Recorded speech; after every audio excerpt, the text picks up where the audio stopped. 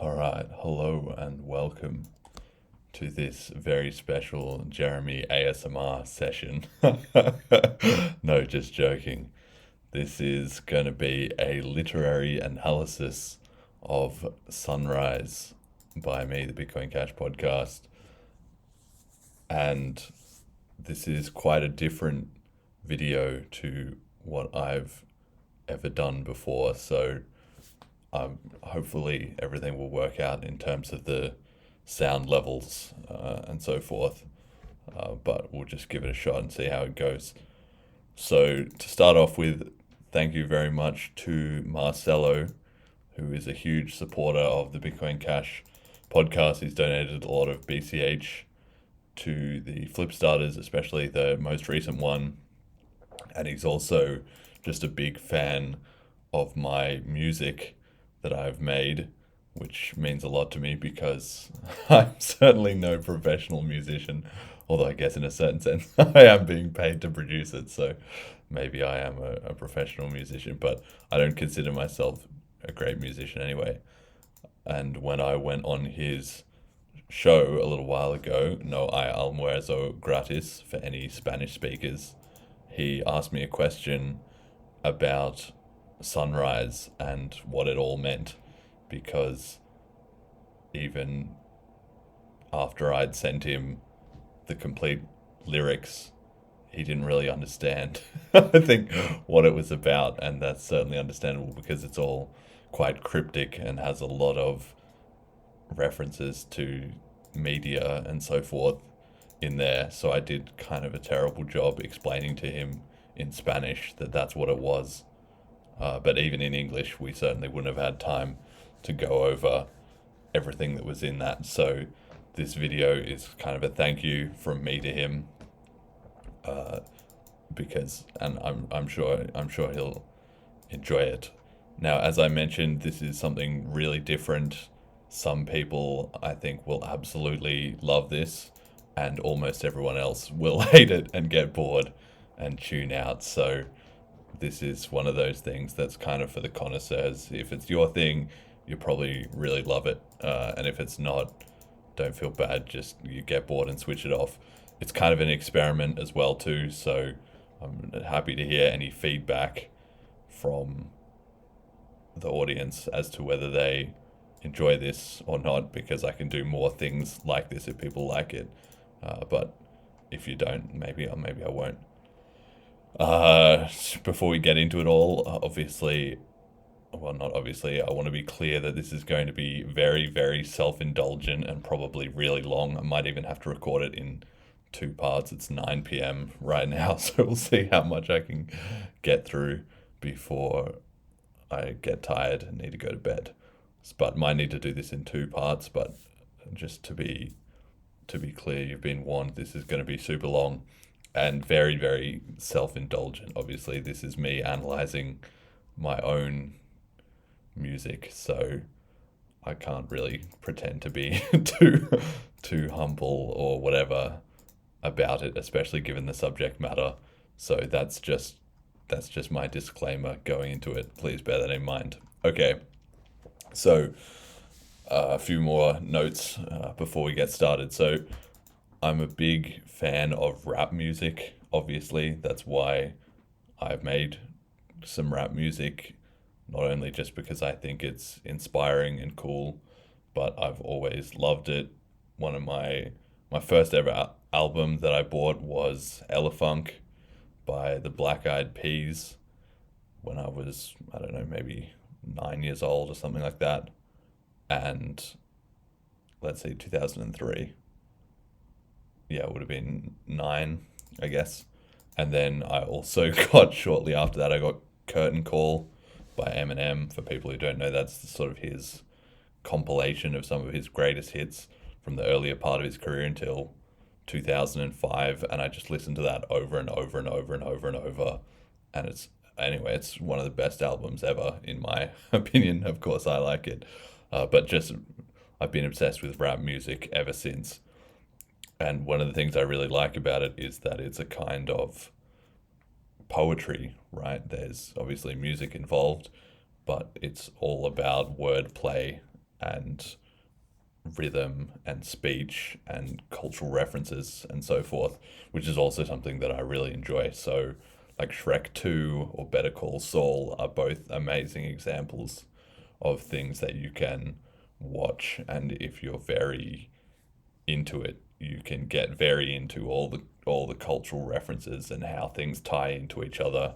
In the case of Better Call Saul, there's a lot calling back to, or calling forward in some senses, to Breaking Bad and the whole universe, but even a lot of other cultural references and things from the time and so forth. So for literature geeks, I guess, like me, this project Sunrise that I made was supposed to be somewhat in that vein, and I think as we go through it, you'll see that for sure. So I got to give a shout out as well to Miss Langford, Mr. Blaine, and Miss Adams, who were my high school English teachers, and also Mr. Hollier, Mr. Williams, and Miss Primrose, who were my high school Latin teachers, and all of them have had some impact in the arena of my interest in these literary techniques and epic poetry, and all this stuff would be right up their alley. And as a result, it's right up mine from that influence. So thank you very much to all of them. I have no idea whether or not any of them would ever see this, but if they do, you certainly made an impact. Right, so because we're going to get into all of it, it's also just worth mentioning that you can kind of have fun with this yourself if you want to play along at home, which is pause the video in about 30 seconds once I'm done explaining and watch the Sunrise video clip. Here it is. Just look up the Bitcoin Cash podcast Sunrise on YouTube, and I'll have a link in the description.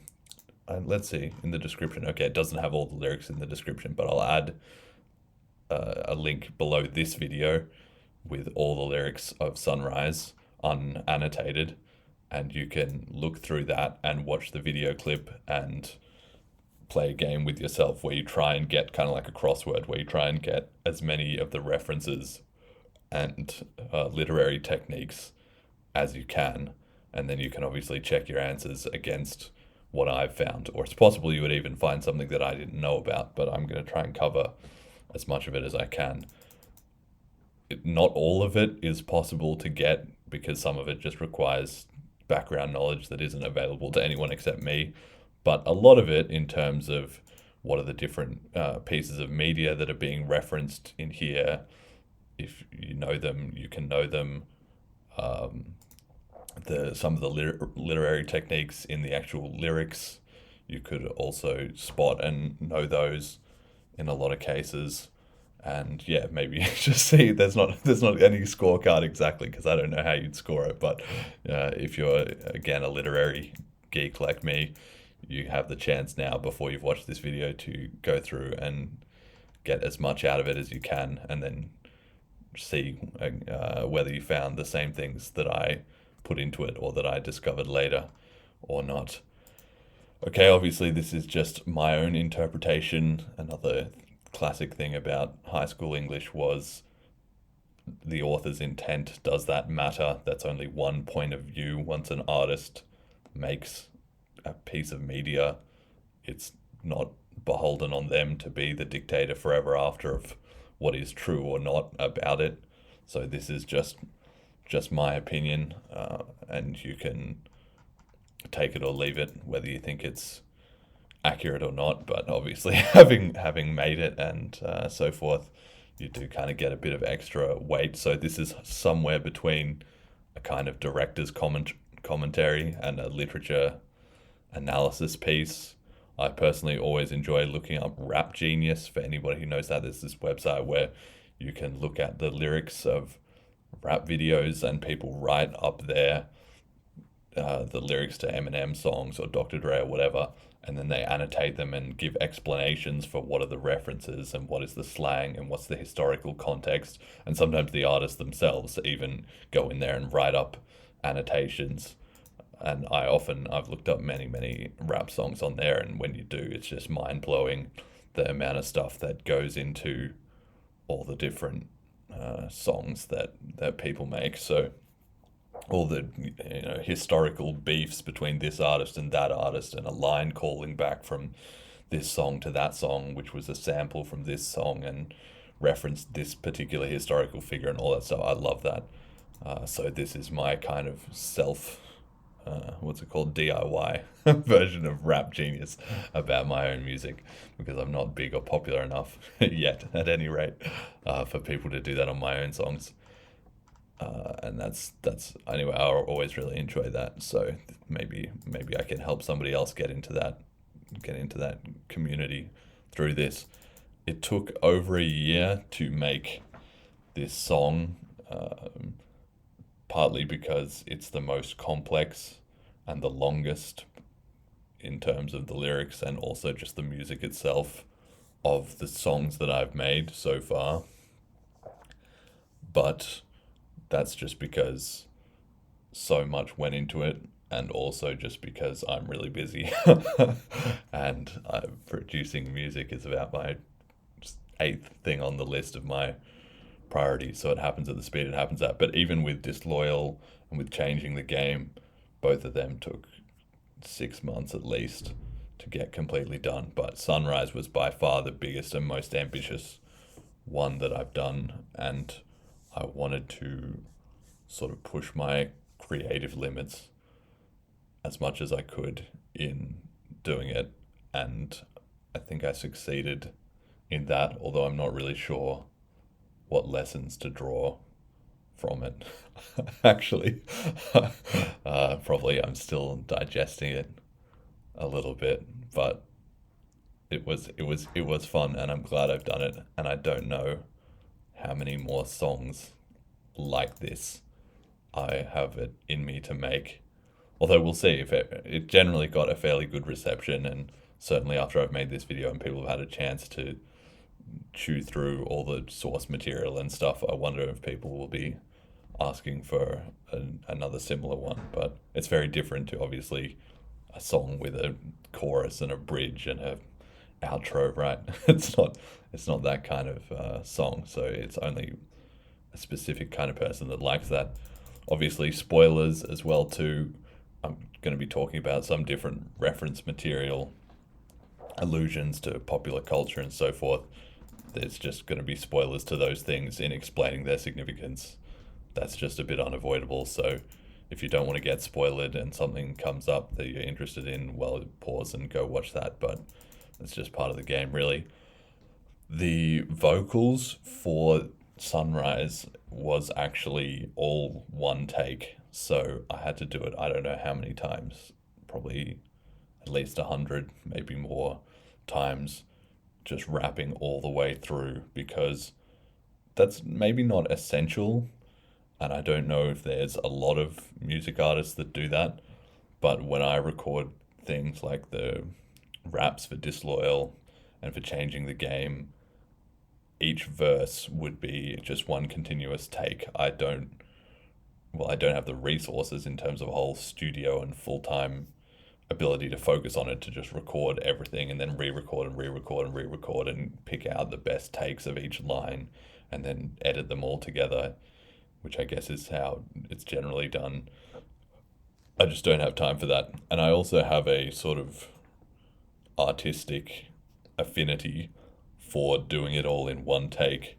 And also there's very little sort of vocal editing. Like, I do get my songs mixed and mastered, but there's not auto tune or whatever on my voice. So I like the idea that the voice you hear in the songs is literally exactly my voice, and even if not in practice, in theory, I could re-perform that exact same thing that exact same way, like at a public performance or at a concert. Obviously I wouldn't.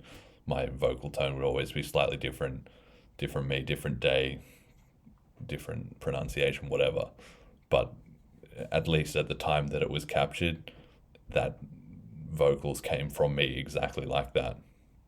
And so I did so many takes of this to get it right, because getting the breathing and so forth spot on to get hit every line is was very, very difficult.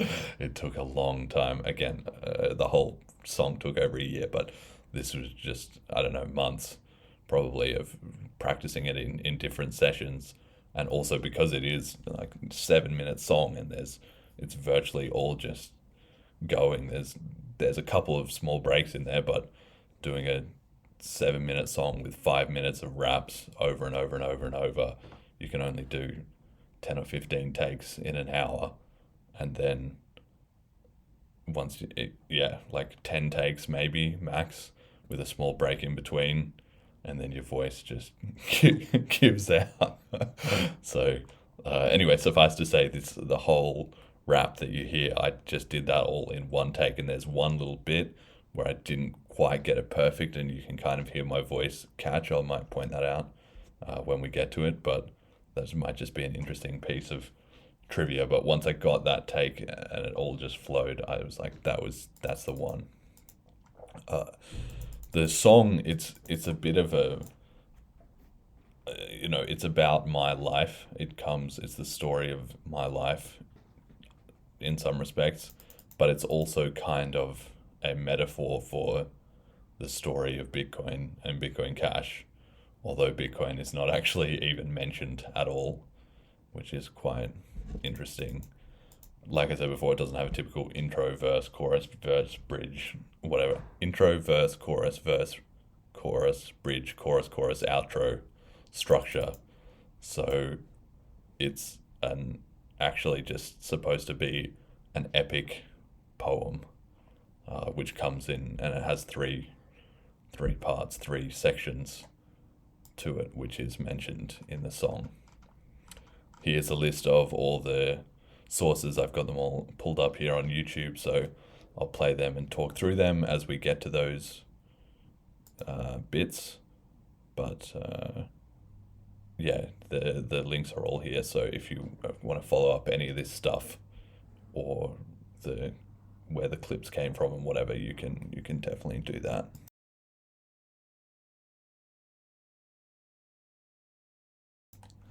All right, let's get into it. Okay, so starting out here, sunrise.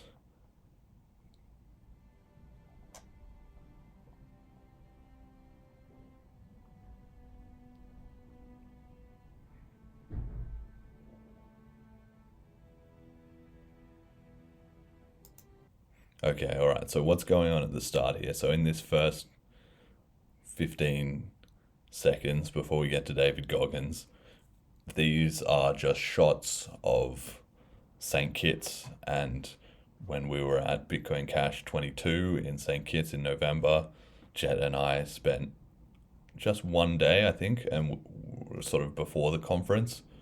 And we went out, maybe it was after, but I think it was before. And we were there, we went out around the island and we filmed a few of these little segments.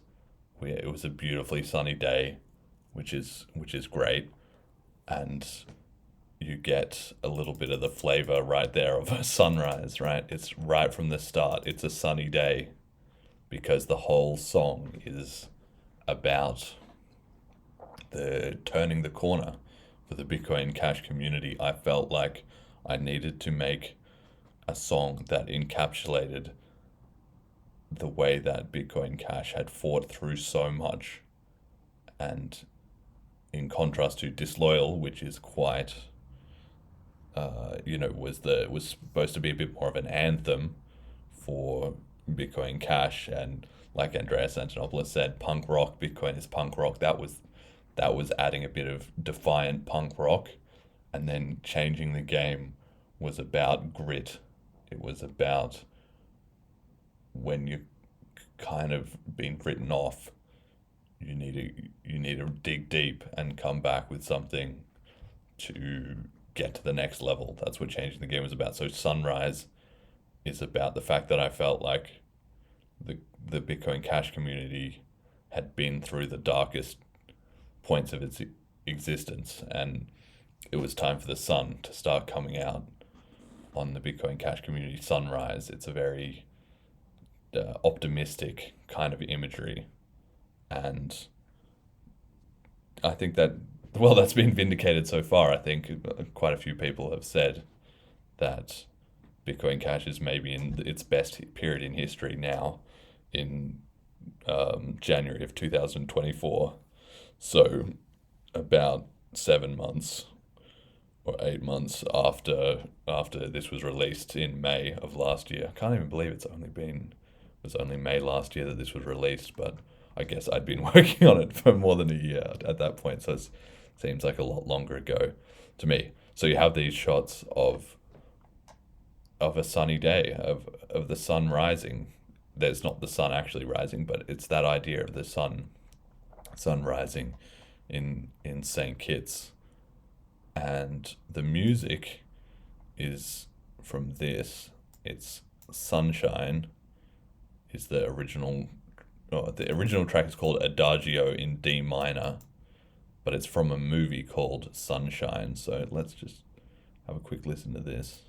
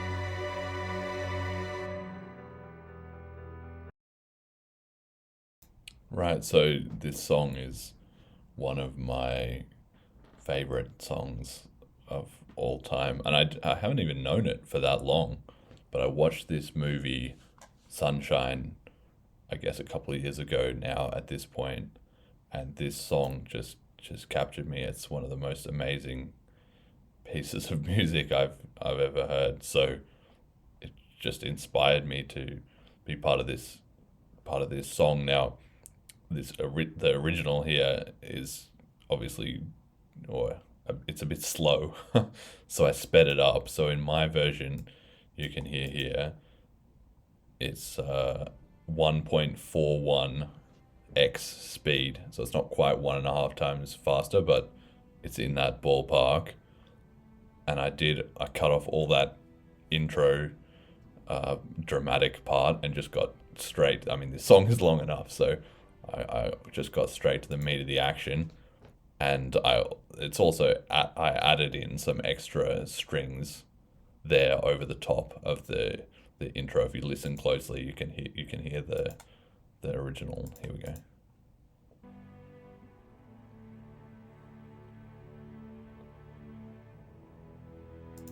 And then if you listen to my one, you can hear. So I did change it a little bit, but it's yeah. So I guess it's a pretty extensive sample anyway. But this movie, Sunshine, is about a group of people in the future who are on a ship to that they need to go to the sun, and I think they need to, I forget the details, but they need to sort of save humanity, right, by shooting a rocket into the sun to realign it so that humanity gets sun shining on the earth again, so it doesn't all freeze into this glacial ball or something like that. But the premise is that it's a movie about a small group of people on a tiny, improbable chance mission at likely the sacrifice of themselves. Like, essentially, yeah, they're sacrificing themselves on a tiny, improbable chance to save the entire human race. And that's what that movie is about. And to me, that's the same as Bitcoin Cash. That's what we're doing here. It's just a few people on this little sliver of a chance that we can rescue humanity from war and from global conflict and from the predation of the fiat currency system that it just has humanity enslaved, and from CBDCs. So everything about the theme of that movie, I think, also resonates with also the Bitcoin Cash community and what I was trying to communicate in Sunrise. And I think it's really cool, obviously, that, yeah, so I've just adapted their name, Sunshine, to Sunrise. Okay, so you got that. And then you got next little bit. Yeah, I started realizing. Here we go.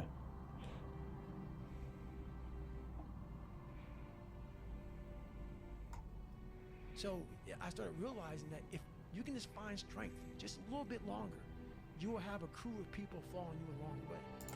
All right, so we got David Goggins here. So for people who don't know David Goggins, I highly, highly recommend you look him up and watch a little bit of his stuff. It's insanely inspirational. And he is, how do you describe David Goggins? He's at like an Iron Man ultra marathon type of fitness motivator kind of person. And he was in the military, and he just has the most incredible mental strength of just about anybody on the planet or that has ever existed. And there's this clip of him on Joe Rogan where he was talking about taking souls. So let's hear some of what he had to say here. Think about it, man. I talk about my book, Open-Mindedness. What separates me from a lot of people is they go into a daunting task, and the task is overwhelming. Like, when I heard the pull-up record was 4,020 pull-ups, and I was talking about breaking this record, people are like, oh my God. I went right to a pen and paper. They go, what are you doing? I'm doing the math, man. What are you talking about? I'm open-minded to the fact that, okay, if I do 5 pull-ups in a minute for so many hours, I can get so many pull-ups in. How much time do I have to rest? I was breaking the math down. You have to be open-minded to the possibilities that I can do this. Once you shut your mind down to the possibility that it can be achieved, there's no way it can happen. So that's why my eyes and my body light up about things, because I know that if you're in a fight, you have to attack. You have to keep attacking. The enemy has to know he is not going to give up. You must break the soul of whatever the fuck is in front of you. That's what I realized. I was never breaking the soul of anything in front of me. So that's why I came up with this thing called Taking Souls in my book. I started to devise ways to break a soul of a human being, of an object, of whatever's in front of me. If you keep on attacking something, nothing wants to stand in front of anything that is relentless. So yeah, that kind of comes into it later, but I'm going to skip over a bit here and then get to the sort of the end of section. That is an interesting thing about the mind, is that you can find inspiration, and when you find Let's just take it back a little bit. boners. That's right, charging, and we start fueling off of that. We start fueling off the fact that, man, it takes 1 second of energy to steal everybody's, and then you have all the energy you need. That's all you need. You need to look at someone's eyes. You know how it is when you fight somebody and you broke that motherfucker. He's like, oh, God, man, I don't want to go back to the next round. And you feel like, my God, I can fight all day. I can fight all day long. That's what taking souls is. But you have to have the will, the heart, the courage to go that distance when you're exactly jacked up. You have nothing left to give, and give more. That is an interesting thing about the mind, is that you can find inspiration, and when you find inspiration, when you get charged up, all of a sudden you have energy. That's right. It's That's right. It's weird. And I talk about in the book also is about I learned how to control my adrenals. If you know how you get that fight or flight response when you get to move real quick. Yeah. And I started learning the mind a lot, how to get myself jacked extremely fast, like in a horrible environment when everybody's miserable. I learned how to really find strength in the misery. When everybody's suffering, everybody's all poopy pants and their mentality's down and everything, I started just like, my God, this is where I shine. And I started using all that misery for tons of drive and motivation to then lead people further. Because you can get a lot of power through misery. And once people see that, my God, Goggins is fucking going, then everybody says, Roger that. Let me get my shit and go too. So I started realizing that if you can just find strength just a little bit longer, you will have a crew of people following you along the way. And that is another thing that no one can ever teach you. You're going to have to learn that on your own. Mm-hmm. You're going to have to figure out how to pull that energy out of your mind on your own. There's no book you can read. Now, all of a sudden, I have it. I've got the technique now. I know how to do it. Yeah. No, it's a grind that you have to start and finish on your own. You have to take great pleasure. That's some great wisdom right there from both David and Joe, right? These are both guys that have worked so hard and been through so much. And what David is describing, especially Goggins, I don't call him David, I don't know, what Goggins is talking about, where you have to be able to just pull energy out of your mind, and that reality cannot withstand an absolutely relentless attack if you are completely focused on what you're doing. That's just the mindset of a champion. And obviously hearing this clip wherever I heard it, I think my mate sent it to me, I just resonated with it so strongly. So I thought it was the perfect way to introduce the themes of Sunrise and the Bitcoin Cash community finally finding some motivation. And so you have here as well, you have Jet is kind of standing in for the whole Bitcoin Cash community, but in a literal sense, you'll have a crew of people following you along the way. Jet literally is following along with the Bitcoin Cash podcast, but also just the entire community, right? The whole of humanity, and that's what Goggins is saying about taking souls. That's what it is. Bitcoin has been taking souls since day one. It started out with one person, Satoshi, who believed in it and believed it could be the global reserve currency, essentially. And then Hal Finney, and then on, one by one, the world is having its soul taken by Bitcoin. And that's what our mission is. And yeah, it just sums everything up perfectly. So then we get on to the, hang on. And the fact that no one. Okay. That is another thing that no one can ever teach you. Because you're going to have to learn that on your own. You're going to have to figure out how to pull that energy. Okay, so we got Joe talking about that's something that no one can ever teach you. And I really liked that because it's spot on. That's the kind of thing you can't learn anything in some sense from anyone else. The only way you can learn to do something incredible, something that nobody has ever taught you before, or that nobody has ever achieved before, is to teach yourself. That by definition, if nobody has done it before, there is no rule book, there is no guidelines, there is no mentor. You have to do it for yourself. And that obviously resonates both with the Bitcoin mission. Bitcoin has never been done before. We're figuring it out in real time. But also just the idea of self-sovereignty and responsibility, self-responsibility and accountability. that is at the root of Bitcoin is those exact same ideas. And then we've got, here we go, we've got the, so this is me on the, I guess it's a beach. This kind of black sand rock stuff here. I'm on the beach with the Gadsden flag, which is pretty cool. This is, Jet got a couple of great shots here. I'm picking up my hat. It just blew off my head, I think. I don't know why, but this shot just looked sort of dramatic to me. All right, there's no book you can read. That's a critical line that he says. So there's no book you can read, because it's a motif all throughout the song is about books and stories and writing, and Joe brings it up right from the start.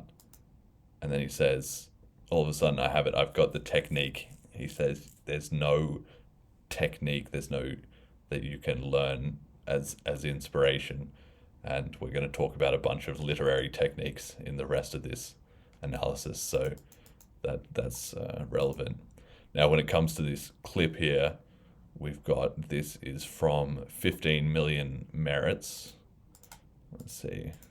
I think I have it here. Here we go. It's from Black Mirror. So for anybody who hasn't seen Black Mirror, I highly recommend it.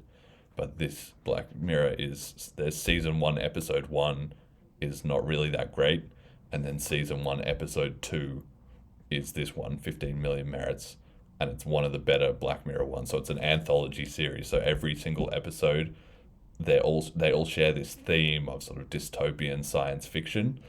And sometimes they have references or crossovers amongst each other, but the each episode essentially stands alone in the series. And so if you skip out the first episode, which kind of sucks, this is the second episode, and it's amazing. And it's about this guy who's in this dystopian future where everybody has to ride these bikes to grind up credits, like some kind of messed up CBDC. And he needs to earn 15 million merits to get a chance to go on this idol pop star kind of thing.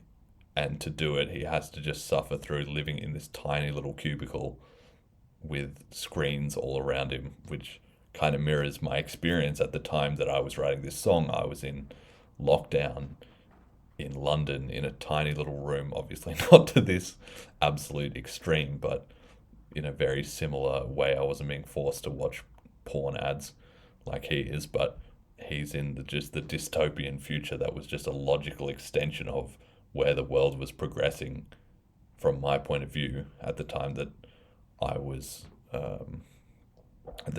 writing this song.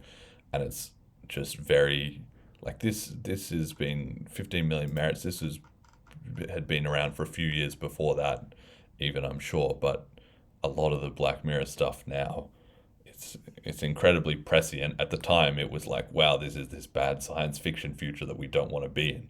But increasingly, we're just living in the kind of world that it already predicted and exaggerated, right? So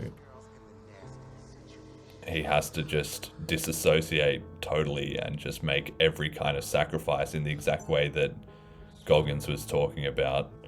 He can't even afford his toothpaste so that he can build up his credits to get to the 15 million that he needs.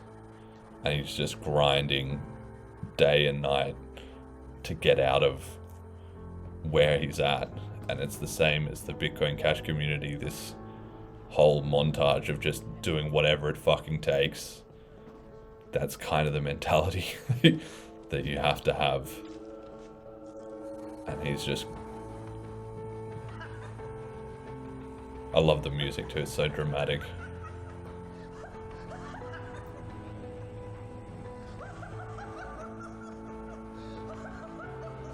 There's this symbol on his hand that it just takes months and months as it just fades.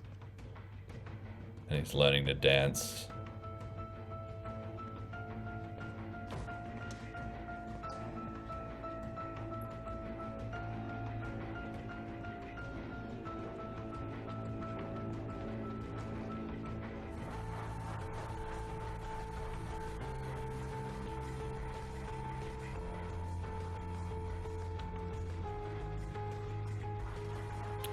There's this relentless day after day grind, which is what Goggins was talking about and what the Bitcoin Cash community is in as well, to just staying single-mindedly focused on one mission, whatever it takes. This is just such a great representation of it. Now, of course, the irony is that, again, spoilers, but he gets the 15 million and he goes up to give his performance, and his performance is an outcry against the system. He says, like, it's all fake and you've trapped us all in this fucked up system and so forth. And then the judges on the show, they look at him and they say, you know, you've got talent. I think you've got a gimmick. And they just elevate him to a higher status in the system, and he becomes part of the propaganda back to the people he was, you know, serving the people that he was originally outcrying against.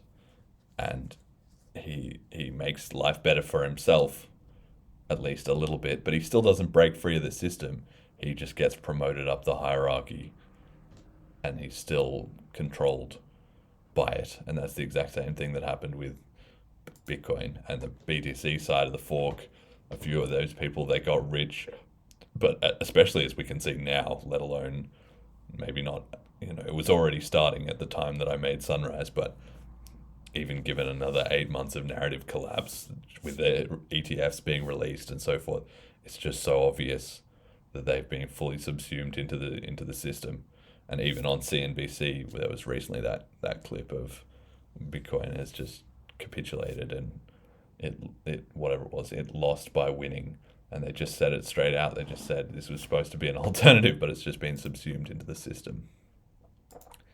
So I've got the technique now. I know how to do it. Yeah. No, it's a grind that you have to. All right, so we got the beat. The beat kicks in here, and that beat is sampled from "Till I Collapse" by Eminem here.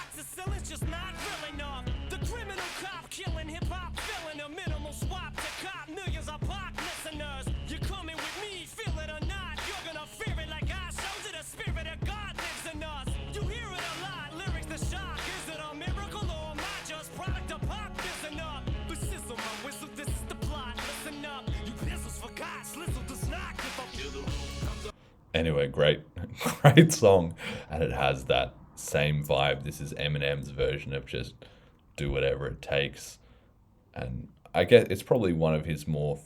It's not one of his more famous ones in the general public, but on his list of songs, it's more towards the top, and I've always loved this song. It's a great song. So, I don't know. I guess I was just listening to it one day, and I just felt like, wow, this would fit perfectly into this song. So I've edited it, like the beat is not transposed exactly. I had to chop it up a little bit and get it onto the right timing, and I didn't even do a perfect edit, so it doesn't even line up perfectly. If you listen closely, there's some small imperfections in the beat as it loops through, but I actually like that. Again, I think, you know, art should be a little bit imperfect, right? So I've got the technique now. I know how to do it. Yeah. No, it's a grind that you have to start and finish on.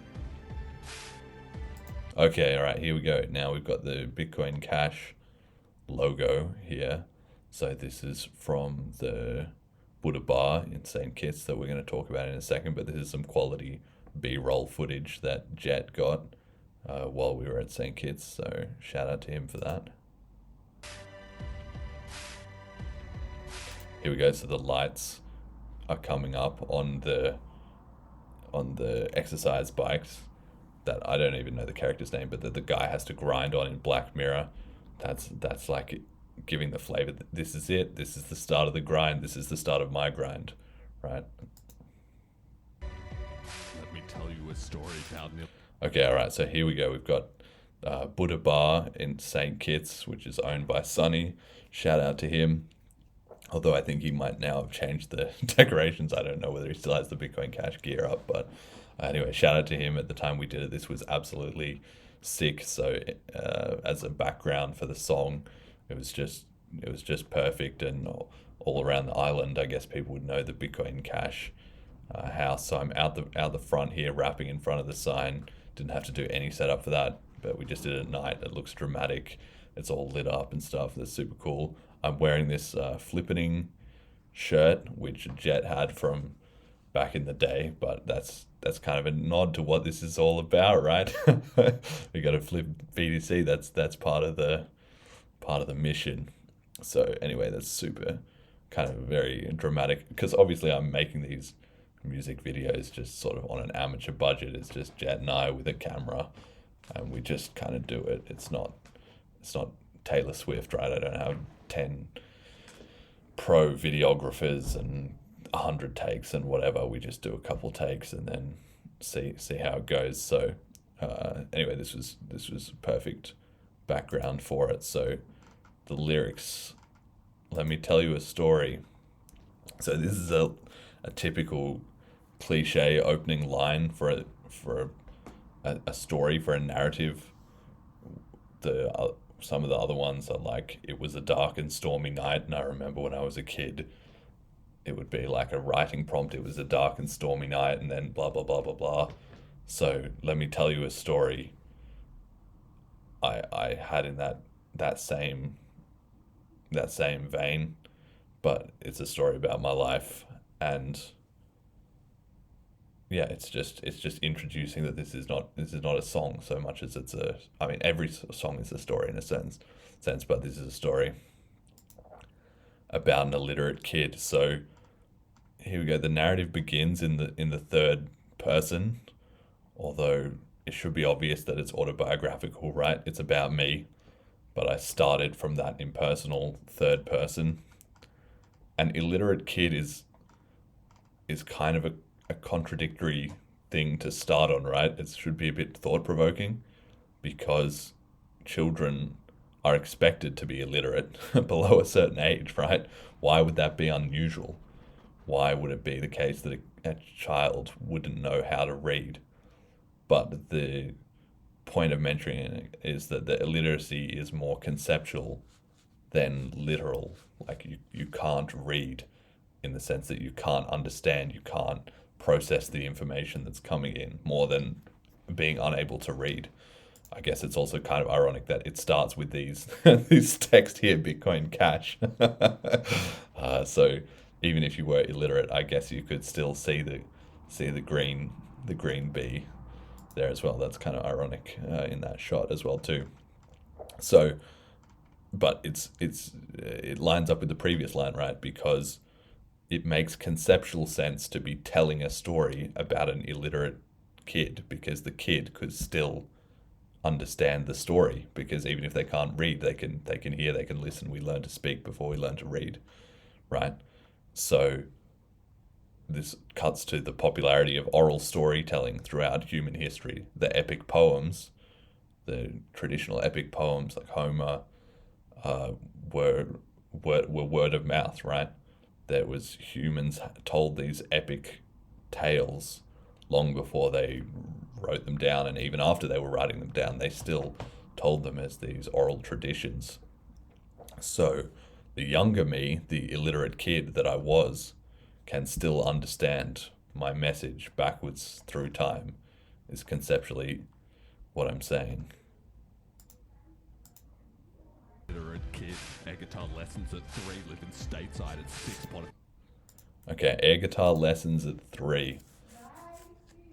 So this is a kind of reference you wouldn't be able to get any other way than me explaining it, but it's a little bit contradictory. Like, air guitar lessons the air guitar is not a real instrument. It's just when you're pretending like you're jamming out, like people do. Even people who've never picked up a guitar, right? They don't know anything about it, but they know that they can make these motions and feel like, yeah, I'm rocking out to AC/DC or something.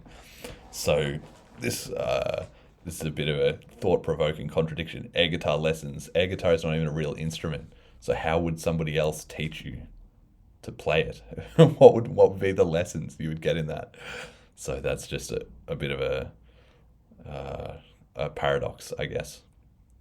But the air guitar lessons at 3. So when I was 3 years old, at a family Christmas, I jammed out on a racquetball racket as though it was a guitar, playing air guitar, which was recorded on a VCR tape, and it became this family moment which my older cousins and relatives would joke about. But for some reason, I don't know why, I've never got to the bottom of this. My parents never thought to buy me an actual guitar, even though I obviously had the passion for it. Although, to be fair, neither did I either. I didn't ask for one then or later on. So when I was 23, I got my own. I finally realized, look, you always wanted to play guitar. Why don't you just buy a guitar? Which I did. But my parents somehow they bought my brother a guitar when he was 15 or something, but he never even played it. So I don't know. I think they missed a trick there. But air guitar lessons when I was 3 years old. So this is the start of my life story. And then living stateside at 6.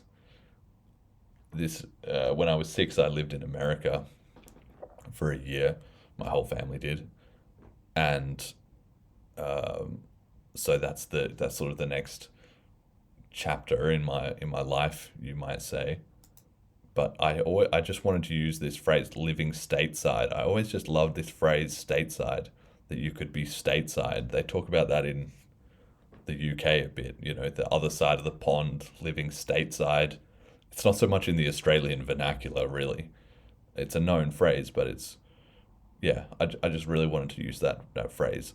And then you've got a bit of a progression here. Okay, so what happened when I was 3? What happened when I was 6? 6, of course, being 3 times 2, so there's already a bit of a progression being established here.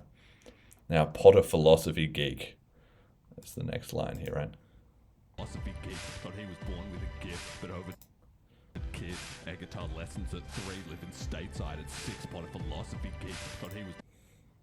Right, so Potter philosophy geek. So when I was 6 years old and I was living in America is when I learned to read.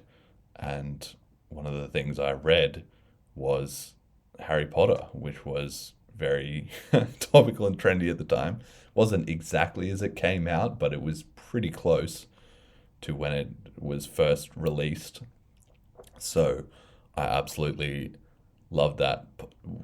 Potter philosophy geek is alluding to the fact that I got so into it, and I was that kind of geeky person, who loved all the backstory and all the niche little facts and could remember lots of these different references and things in the book that most people just skip over or whatever. Of course, the first book is called Harry Potter and the Philosopher's Stone, which was ironically not called that in America. For some reason, they rebranded it to Harry Potter and the Sorcerer's Stone, because I think they thought the Americans were too stupid to understand what a philosopher was. But so you have that tying in, right? I was a geek of the philosophy of Harry Potter, like Nicholas Flamel, who was the philosopher in Harry Potter, who had the Philosopher's Stone that would let him live forever. So that's also ties into Bitcoin in a certain way, right? Because Bitcoin is about this immutable ledger, not with pruning and all that, but it's about the idea that an idea can live forever. Like maybe a person can't live forever, but an idea of philosophy can live forever, and maybe that's the same in Bitcoin. Of course, this is also narratively absurd. I said an illiterate kid. How could I be reading Harry Potter if I was illiterate? So that's a thought-provoking contradiction. But Potter, it's not really a craftsman type of dual meaning. So I was never really that into pottery. But I did, when I went back to Australia, I went to a Rudolf Steiner school called Arana, who taught me to do pottery and clay firing in a kiln and all of that. So maybe that was also sort of a part of my early history that ties in there nicely. Okay. With a gift, but over 20 years later thought I could no longer subsist. Okay, I love this shot that we had here. This is on that same beach that we saw before, but from a different angle. Now you've got quite a few things going on here. You've got the shirt with straight out of St. Kitts. So I bought this in Bitcoin Cash, which I paid from one of the shops at one of the ports in St. Kitts so shortly before we filmed this.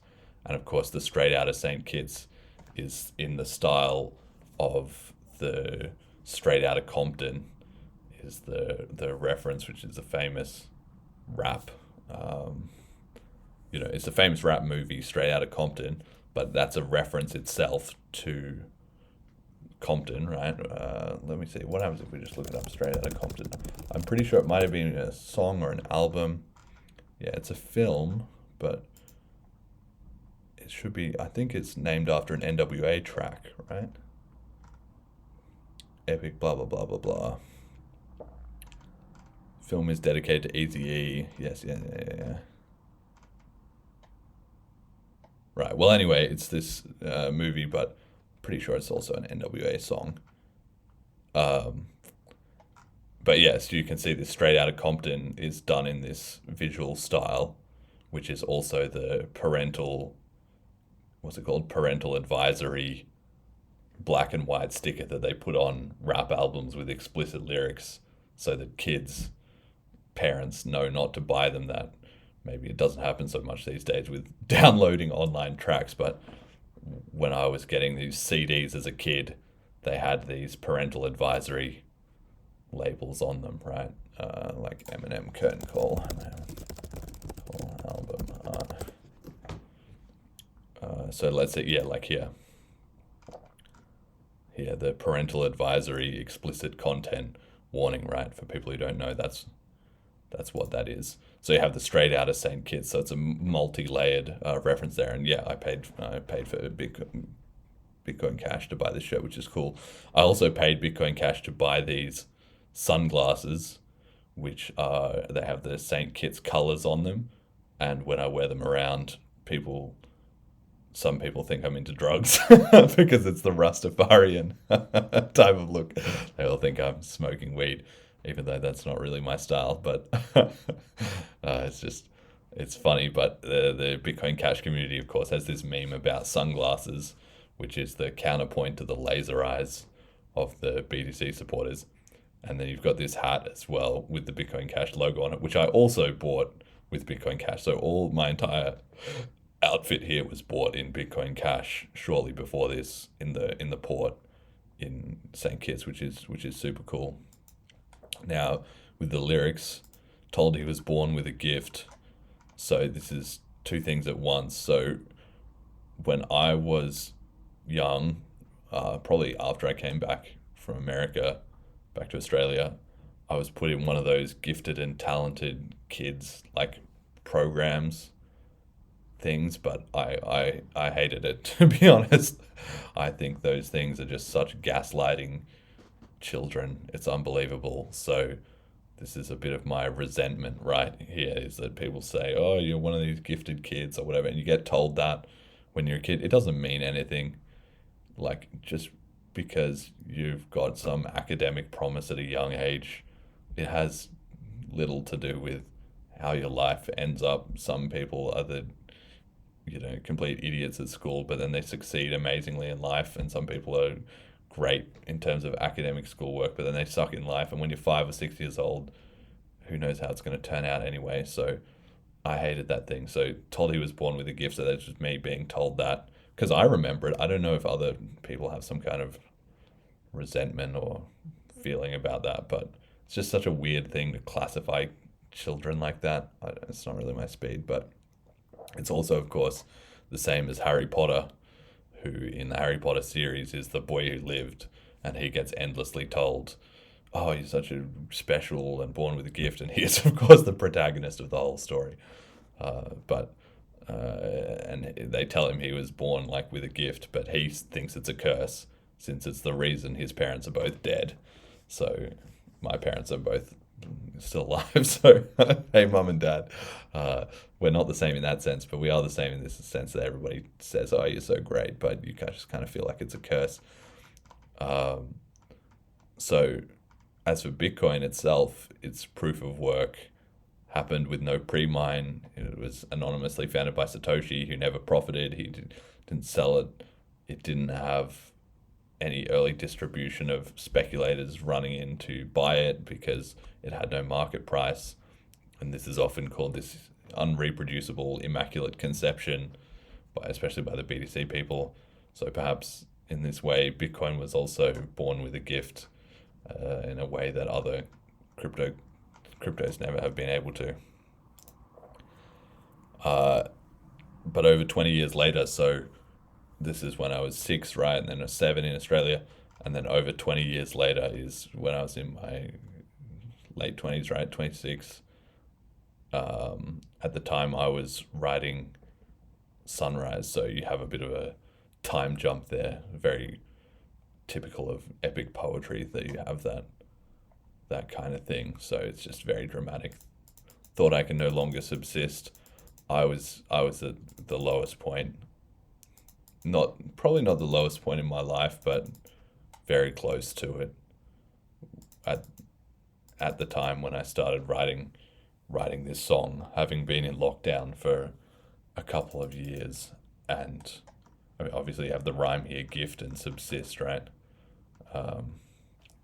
But yeah, like I was so over it. I couldn't even, it wasn't even that I just couldn't live, I couldn't even subsist. Subsist is such a good word. It's just very baseline. If you're just barely getting by, you're subsisting. And I wasn't even really subsisting at that point.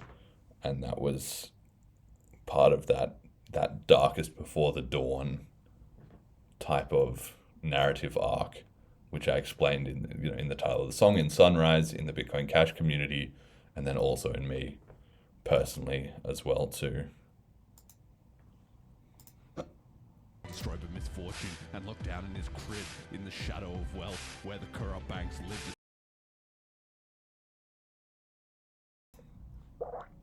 All right, so you have, well, destroyed by misfortune. So this is a very strong phrasing, destroyed by misfortune. And certainly I maybe felt a little bit of a victim at that point in time of bad luck. But any tragic rising hero in an epic thing needs to have some misfortune in their past, like Harry Potter's parents dying or whatever. So maybe I had a bit of that myself, or I certainly felt that I had that maybe no more than average. I'm not saying that I've had this particularly tragic life, because I haven't, but certainly dramatically it plays nicely. And at the time I did feel like I had just been wrecked by a series of unfortunate events, which is another book series. Locked down in his crib. So this song was authored, at least partially, while I was locked down in COVID-19 in London. This was, of course, a nearly unbearable situation for a freedom-loving Bitcoin evangelist. And crib is a bit of a play on words in rap songs, right? They're always talking about my crib, which is my home. But also the literal meaning of a baby's crib, which the baby, Jeremy, slept in. We talked about an illiterate kid, right? With the crib. It all ties together. In the shadow of wealth, where the corrupt banks lived. Okay, got the rhyming there. In the shadow of wealth is a line that I thought up while I was living in London in Poplar, which is across the river from Canary Wharf. So the Thames runs through London, and on the north side of it, in the east, you have Tower Hamlets, which is the poorest section in London. And then across the river, you have the Canary Wharf and the Isle of Dogs, which is privately owned by these banking interests. and you can see it here here it is, Canary Wharf Station. Here's my guitar and my Doritos. And this is just, yeah, right here. You can see this is from the Disloyal video clip, right? And here's the banks. Here's Barclays. And here's, I think maybe that's Chase. Maybe not. But you have Barclays here. You have HSBC is back here somewhere as well too. There's a few other ones, right? And they own this whole island. So I literally was living almost literally in the shadow of the banker's wealth in my poor crappy little flat. So I was kind of face to face with the enemy across the Thames, and I would go into Canary Wharf fairly regularly and have lunch and stuff like that. And it always, we filmed Disloyal there, and I really liked how that came out, at least until we had to film a lot of it at the edges, right, at the outskirts. We couldn't film it right up against the buildings or in front or any of the areas inside, because the securities found us and told us to piss off, and then followed us around while we were just barely outside the authority of where they could tell us to go away, because obviously wearing the Bitcoin shirts and stuff, they knew that something must be up here. Right, sitting in the shadow of wealth, where the corrupt banks lived. So yeah, there's something about living and life as well there too. Where the corrupt banks lived, a single flicker of hope was all that kept him awake. A single flicker of hope was all that kept him awake, and that's how it felt at that time, that I was just, everything was going wrong in my life, and I was just so destroyed by lockdowns and hopelessness that the little flame of Bitcoin in my mind seemed like the one point of hope, the one little point for myself and for humanity, right? And it's nicely captured in this footage of Bitcoin Cash accepted here, the little sign in the bar. I love that. That's amazing. But yeah, literally the thought, the hope of BCH saving the world was just burning away in my mind, and I was thinking about it constantly. And if you want to be metaphorical about it, it was keeping me awake in the sense of providing a chance of redemption, and keeping me awake, keeping me in the game. Burning all through the night, every second of every day. Right, so burning all through the night. Burning is, of course, a good start to the theme of the sun, right? Sunrise, sunshine, burning. And it's metaphoric, it's like literally correct as well, because the sun burns at night, even though we can't see it, right? It's 24/7, it never stops. But the burning was actually in my mind, stopping me from sleeping, because I'm just so obsessed with Bitcoin, and that's what obsession is. It's just 24/7, never leaves you alone, just about. All right, and then I said every second of every day. What have I written here? This highlights a contradiction. We say one day is 24 hours, and yet daytime only comprises half of that time, because the other half is night. True. Quite a linguistic quirk that there isn't separate words for each scenario. Yeah, a day is 24 hours, but you only get 12 hours of daylight. So when does the night fit in? Yeah, kind of weird, but that's what it is. Change underneath, the very few could see the story was telling himself. Friends just couldn't. Okay, so All that kept him awake, burning all through the night, every second of every day. The script changed underneath, the very few could see the so the script changing underneath. So what is this script? The script is a triple pun. So firstly, it's about a script of a book or a movie, like the story of my life, right? And that's what I said about Joe Rogan talking about stories. We've talked about Harry Potter, right? The script is changing underneath. Then you've got the Bitcoin script, right? The opcode is called Bitcoin script, that is written into Bitcoin, that is changing underneath the global financial system. And then thirdly, you have the script of the Bitcoin Cash podcast website, which I wrote. So that you've got JavaScript, Bitcoin script, and movie script, right? Which I wrote that. So then you also have, this is also matches to the music. The music literally changes underneath with the introduction of the violin. So if you listen, you can hear the music changes, as I say, changed underneath, right? Yeah. Hope was all that kept him awake, burning all through the night. Every second of every day, the script changed underneath. The very few could. There you go. So that's nice, right? It all ties together.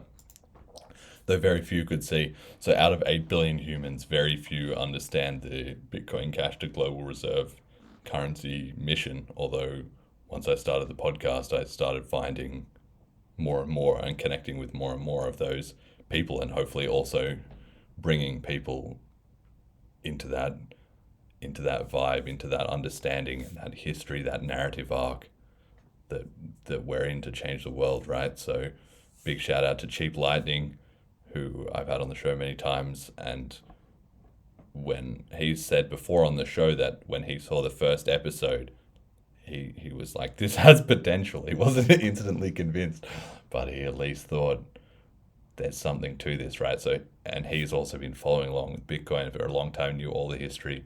So he can also see what I'm talking about. I've never not been on the same page with him about that. And the same with Marcelo, who I shouted out at the start, though very few could see underneath. See, yeah, the story he was telling himself. Here we go. The story was telling himself, friends just couldn't believe. So this is just the experience of my life and many other Bitcoin adopters, especially if you're an OG, is just that no matter how many times you tell people what's happening and that Bitcoin is taking over and it's going to be the new currency, they don't get it, and you just tell them for years and years and years and years and years, and they still don't get it. Even a lot of the people who get, in quotation marks, Bitcoin, right, these BTC guys and so forth, they're still just completely using custodial solutions, and they haven't clicked at all with the real meaning of what Bitcoin is about. But you also have here another reference to stories. Of course, we said that's a bit of a motif, and it's also a meta loop. The story he was telling himself is the same story he, which is me, is telling you as the audience right now. So inside this story, I'm mentioning the story itself, which is pretty cool. His friends just couldn't believe. Yeah, my friends, they just don't get it. Honestly, a lot of them. He was on another planet station. Okay, here we go. Now we've got the first clip here of 300 of the Spartans at the Battle for Thermopylae, where they're surrounded at the end and they're all about to die. So for people who don't know, you can look this up. You know, this is the Spartans, the Battle of Thermopylae, the 300 that held the pass of the Hot Gates against the Persian Empire, Xerxes, and they only had just a small amount of forces because of political machinations on their own side, and with just 300 soldiers as the legend. I mean, it is a historical event, but this is just, it's obviously a bit dramatized to exactly 300 soldiers against, you know, tens of thousands or hundreds of thousands, but just because of the terrain at that point, and also because of their superior Spartan warrior training, right, they were able to just hold on for long enough. They all died in the end, but they were able to hold on long enough for the situation to change. And Leonidas, who's the commander of the forces, he just sets out to show the world that Xerxes, who has styled himself as an unstoppable god, can be defeated. So, and this is how I feel about the Bitcoin Cash community as well too. It's like the Spartans. It's how the block size war went, right? We all got wiped out. We all died at the end of the block size war. Like, we were all wiped out of the BTC chain and had to fall back onto BCH, right?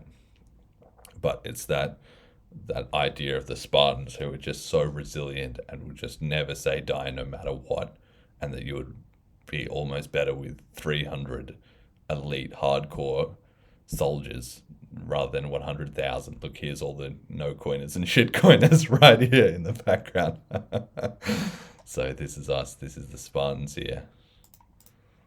He was on another planet station they couldn't receive. All right, he was on another planet. Of course, metaphorically, people who are way outside the realm of usual thought are described as on another planet. So that's me.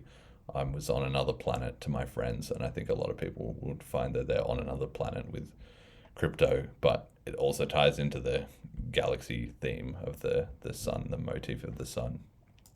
A station they couldn't receive. So there's two kinds of stations, right? Could be a space station, that you are on a space station that you couldn't communicate with, or a radio station, which also gets mentioned below. So my friends were unable to receive the radio station from the space station, the thread of reality with Bitcoin that I can tune into. This is also quite ironic because it's been suggested many times that you can send Bitcoin transactions over radio transactions, and also Blockstream were trying to do. It was a bit of a fake scam, like everything they do, but they were trying to make a Bitcoin node that could operate in space as well too. So it's kind of ties into that. Never shut off, an eternal heartbeat. All right, so here we have this. I've got this shirt on. The Bitcoin Cash popped the collar.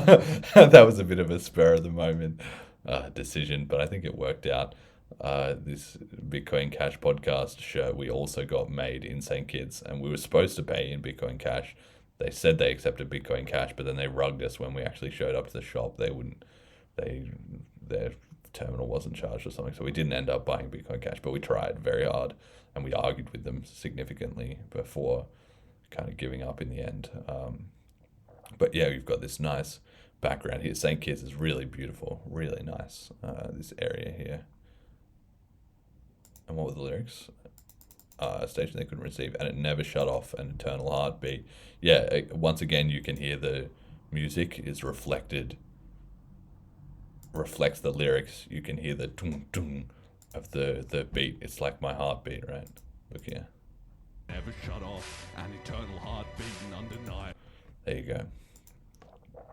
The drum beat hits home along with the words to evoke the heartbeat. Yeah, of course, that's the semi-random but perpetual production of blocks is often described as Bitcoin's heartbeat. That's what Bitcoin is, an eternal heartbeat, right? It's never going to stop. And then the line introduces the first of several epic lists, a common literary technique used in epic poetry. The repetition of an is called anaphora, which we have an eternal heartbeat, and then it goes on and this, all this. Okay. And here we go. Here's Leonidas again. Call, an unquenchable flame, an unavoidable path. Del Toro quest for his age. He left. Okay, so an undeniable call, an unquenchable flame. An unquenchable flame, of course, is very reminiscent of the sun imagery, once again. An unavoidable path. So this is the call to adventure, which is the first step in the monomyth by Joseph Campbell, I think it is. So you can look that up, the sequence of stories that every narrative arc basically fits into. The first one is call to adventure, and here it is, an undeniable call. This is me when I'm in my flat thinking about Bitcoin and realizing that I need to take I just couldn't get it out of my head. And so I started the podcast, right? Okay, let's hear this again. An undeniable call, an unquenchable flame, an unavoidable path. Del Toro quest for his age. He left.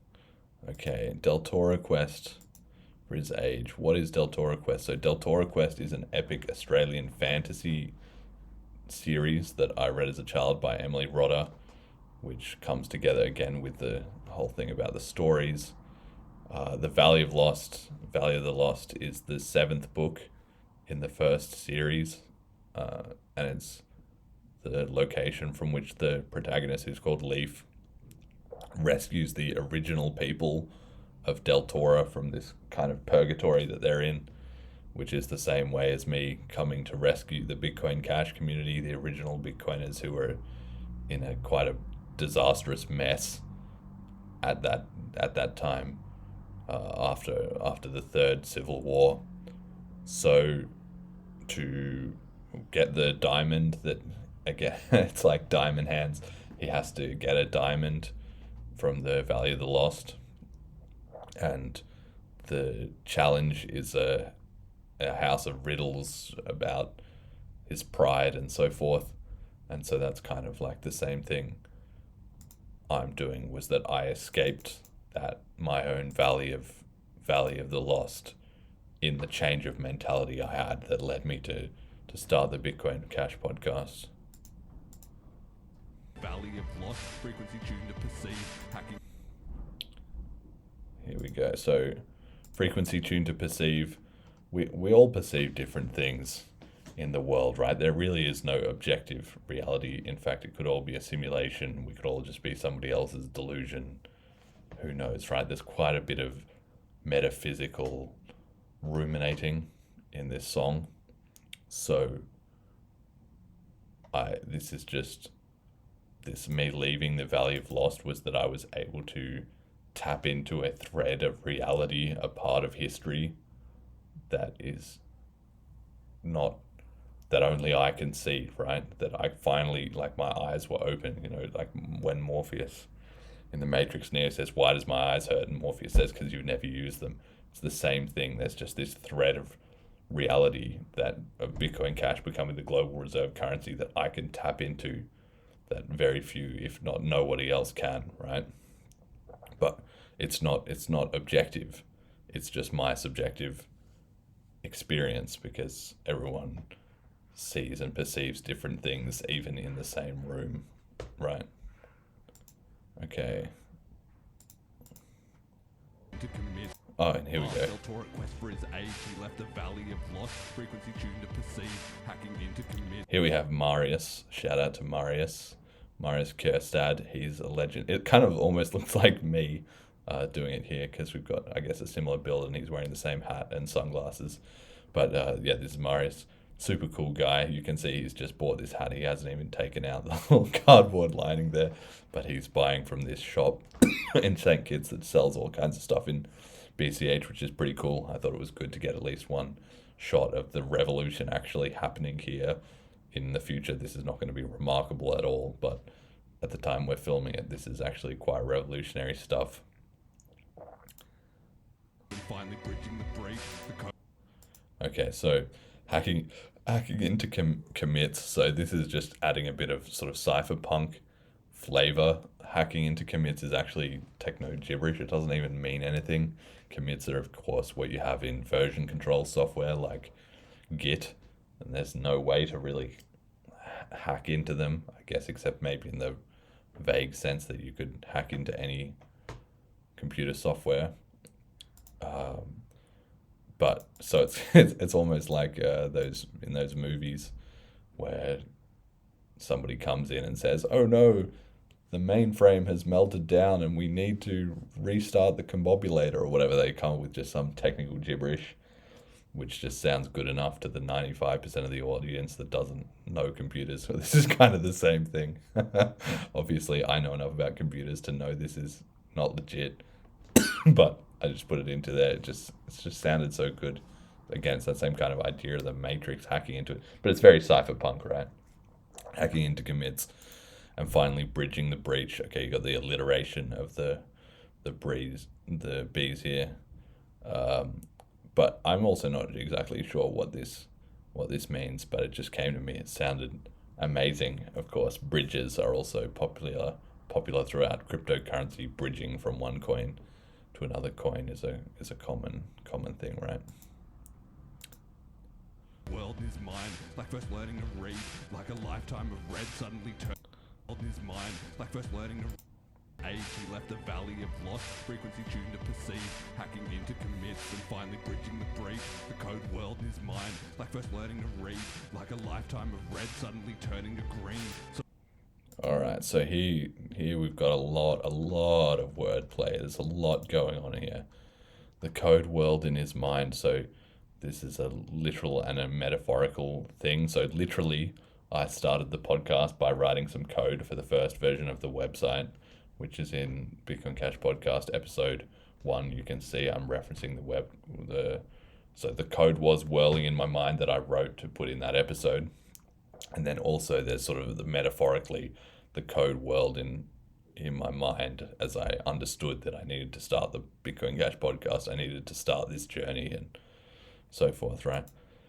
Like first learning to read. So here's the transition point from the illiterate kid that I was to the Bitcoin Cash advocate that I am today, right? So you've got a bit of a liminal point there. Now, programmers read code. That's the word used for it. But here I'm also learning to read the code of reality. I guess you could say, like, I learned to, I don't know, ride a bike, or I learned to smith a sword in a furnace or something.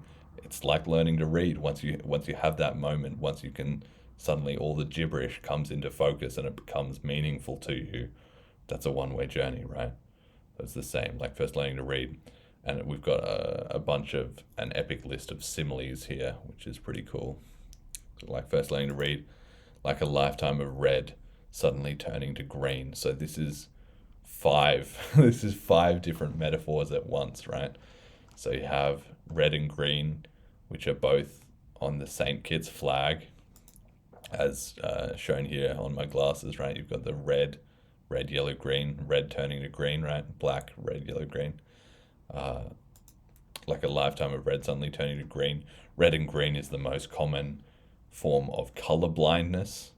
I'm not colorblind, but metaphorically, I couldn't see the world clearly until my realization to start the Bitcoin Cash podcast. So a lifetime of red suddenly turning to green, right? It's like I was blind, I was colorblinded. Red and green are the colors which are generally used in code testing. So your tests are red if they fail, and they're green if they pass. So it's that same transition. Red and green are the colors of the market tickers. Like if you go on coinmarketcap.com, red turning to green, the price maybe turns around for Bitcoin Cash. It's going from red to green, reversing a negative market trend to a positive one, literally or metaphorically. And then of course you have orange, which is almost red, is the color of BTC, and green is the color of BCH. So if you can be a bit loose with the color theory, then this line shows the movement of Satoshi's Bitcoin from BTC into BCH. A lifetime of red suddenly turning to green. It was orange, and then it became green, right? Opened a branch and turned over a leaf, auto passing the test like a database seed of book. Okay, so then you have even more references piled up, on top of each other. So he opened a branch.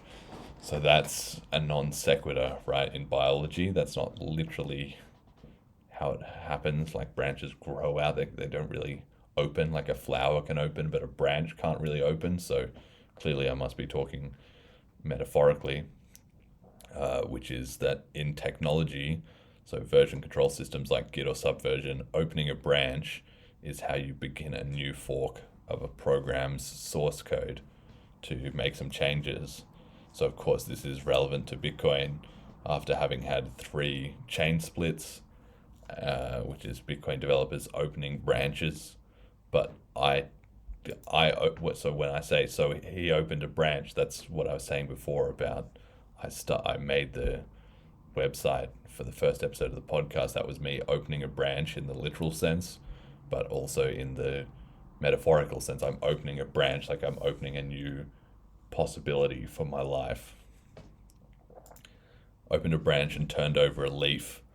Okay, so you've got quadruple wordplay here, right? So turning over a leaf is a conceptual phrase for beginning a new phase with new ideas, which is the story that's being told.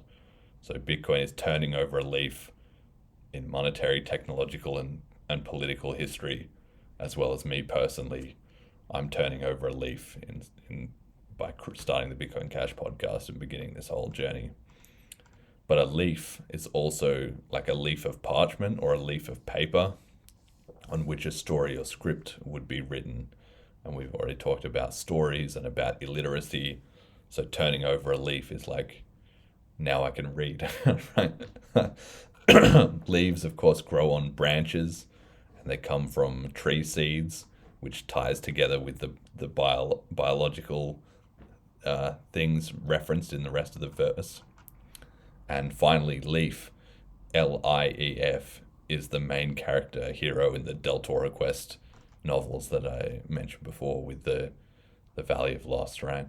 So we've got all four meanings of leaf. Check out. So that's some pretty good rap references, if I say so myself. And then here we go. We've got suddenly turning to green, so he opened a branch and turned over a leaf, auto passing the test like a database seed. Okay, so now we've got here this this monkey, as this is one of the local guys getting onboarded by, I can't remember who specifically this was, but whoever it was I was with, maybe Ryan, something like that, was onboarding one of the locals here, and you've just got this monkey in the shot as we're spreading Bitcoin Cash around St. Kitts. I just thought that was a really cool shot. Had to get that one in there. Okay, as for the lyrics, you have auto passing the test. So again, we have this red to green of computer tests, literally, but then also metaphorically, the test that I needed to pass was going through COVID lockdowns and all the things in my life that led up to me leveling up to start the Bitcoin Cash podcast, right? Auto passing the test like a database seed. Okay, so another simile here. And a database seed is the default dummy data that is used to initialize a new piece of software, especially for the purposes of automated testing. So a database seed should always auto pass the tests, because the tests are just running on the initial version of the software, which shouldn't have any bugs because there's been no opportunity for anything to go wrong yet. So this is literally true. A database seed should auto pass the tests, but it's also a bit of wordplay because you have the branches and the leaves and the green that was mentioned before. So it ties together technologically, but it also makes sense biologically. Never been, or the movie never been played.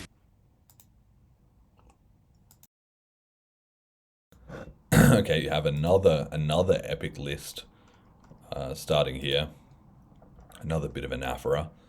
A book that had never been authored. So once again, the theme of books and scripts coming up. A book that had never been authored. So this is doing something that's never been done before, right? Like Bitcoin Cash, changing the global reserve currency. A movie that had never been played, same thing, right? Is it any difference? Is a movie or a book any different? They're just different forms of media, right? A journey no one else living would ever seek to replicate. A half rhyme with played. Yeah, a book that had never been authored, a movie never been played, replicate. The way I pronounce it, you can kind of get a half rhyme in there, working a little hard for that one, but it's possible. Now, replicate, this literally makes sense. A journey no one else living would ever seek to replicate, one person replicating another's actions, but replicate has a dual meaning here because it's the term used for making backups of databases, which we just mentioned in the previous section. Journey no one else living would ever seek to replicate. Of course, here's whatever his name is, this character in Black Mirror. He was also on a journey no one else living would ever seek to replicate. Never been sung, vision he could retain. Now you have a song that had never been sung, which is another meta reference because Sunrise is a song that has never been sung before, before I sang it. But of course, it's not even sung, it's actually rapped because I'm a terrible singer. So that's a bit of that's a bit of an in joke there, right? A bit of a meta reference. A vision he could retain, right? So this whole Bitcoin Cash podcast journey is about something that I actually can stick with for long periods of time. Right. Okay. Never seek to replicate song that never been. Never seek to replicate song that never been sung. Vision he could retain, so it consumed his mind like a triumphant parade. All the And here you go. So it consumed his mind like a triumphant parade. A simile describing the obsession with Bitcoin Cash and the internal insistence I had that came over me that I had to start the Bitcoin Cash podcast, as well as being quite visually evocative. The polysyllabic half rhyme of he could retain with triumphant parade flows really nicely. Yeah, so I think that's pretty cool. I mean, you see if you go through this song, there's a lot of sort of rhymes and half rhymes at the end of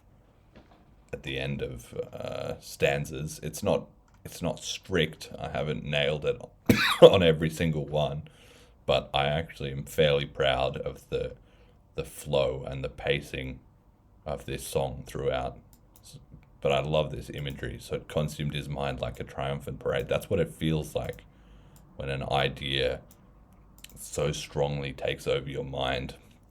Reminds me of J.K. Rowling. She always talks about when Harry Potter first came to her, that he just walked into her head fully formed, right? And that's, of course, we mentioned Harry Potter before. That's how it was. Like once Bitcoin was just thundering through my mind and I just couldn't get it out. Still can't really. And the idea of the podcast, it just takes over your whole mind. You can't do or think about anything else.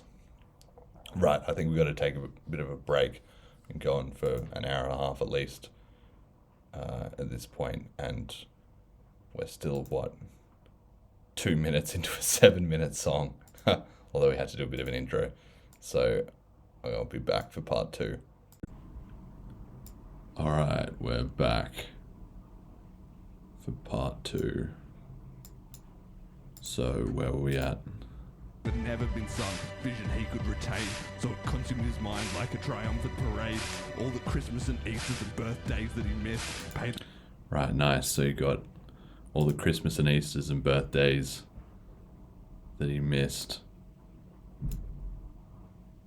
I found this really evocative language. Technically it's called polysyndeton, which is where you have excessive conjunctions. Instead of all the Christmas, Easters and birthdays, Christmas and Easter and birthdays that he missed. So it adds a bit of a dramatic flair. And this is a bit of the story of my life. If you move overseas, you move away from your family, you move away from your friends that you grew up with. Anybody that's done that will know this feeling, all the Christmas and Easters and birthdays that you missed. Isolation price to become the man that he did. So a piece of advice, you should take care what you wish. Right, so paid the isolation price to become the man that he did. So this is a bit of reflection upon that price that I've paid, you know. So when it comes to Game of Thrones, the TV series based on the books A Song of Ice and Fire, the hostile, hardy, seafaring Ironborn have a saying to pay the iron price, which means to get something from someone else by violently killing them. And that's contrasted with the gold price, which is that you buy things economically, right? So did you pay the gold or the iron price? And if you paid the iron price, that's kind of the stronger option. If you pay the gold price, it's like you're weak in their culture. So in my case, I paid the isolation price by traveling away from my family and living in lockdown in London and so forth. But that created the personal growth that led to starting the Bitcoin Cash podcast. And of course, it's also a little bit ironic because Bitcoiners don't pay the gold or the iron price. They don't use precious metals. Actually, you pay the Bitcoin price. You pay the Satoshi price. All right. You pick up a broad that he missed, pay the isolation price to become the man that he did. So a piece of advice, you should take care what you wish. Right. So a piece of advice, you should take care what you wish. So there's an abrupt change in perspective here from up until this point. The song's all been in third person. It's been me talking about myself in the third person, but it abruptly changes to, well, second person to give advice, and then comes through to first person.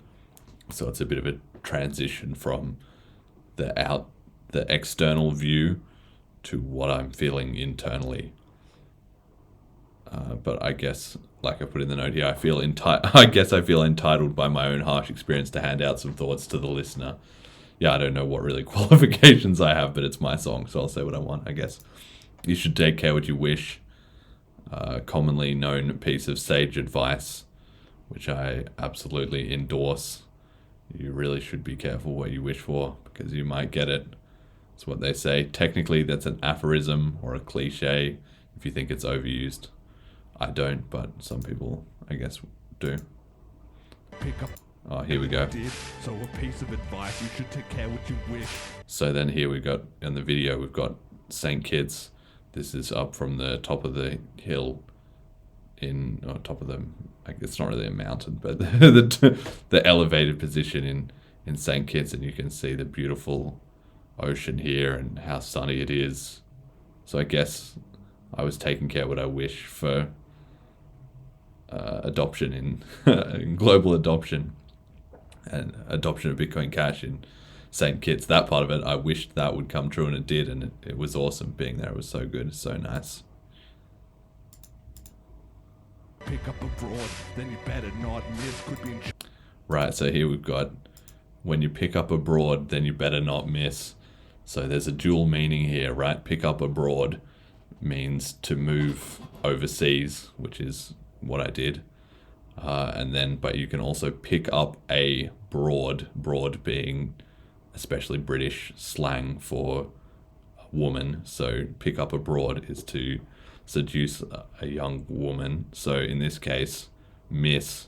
When you pick up a broad, then you better not miss. It makes miss wordplay as well too. Like you shouldn't make any mistakes, but also miss meaning an unmarried woman. Plus, it's possible to miss your long-term partner, or you can miss your homeland, homesickness, and all the Christmas and Easters and birthdays that he missed, and then miss is repeated here too. So that's kind of some nice wordplay. or Chile, or in mountains of mist, walking into the fog, or ending up a night of with but. Okay, so could be in China or Chile. So these are both countries I have picked up abroad too, in both senses, right? It's also kind of a nice contrast because China and Chile are both 5-letter names of countries that share the same first three letters, right?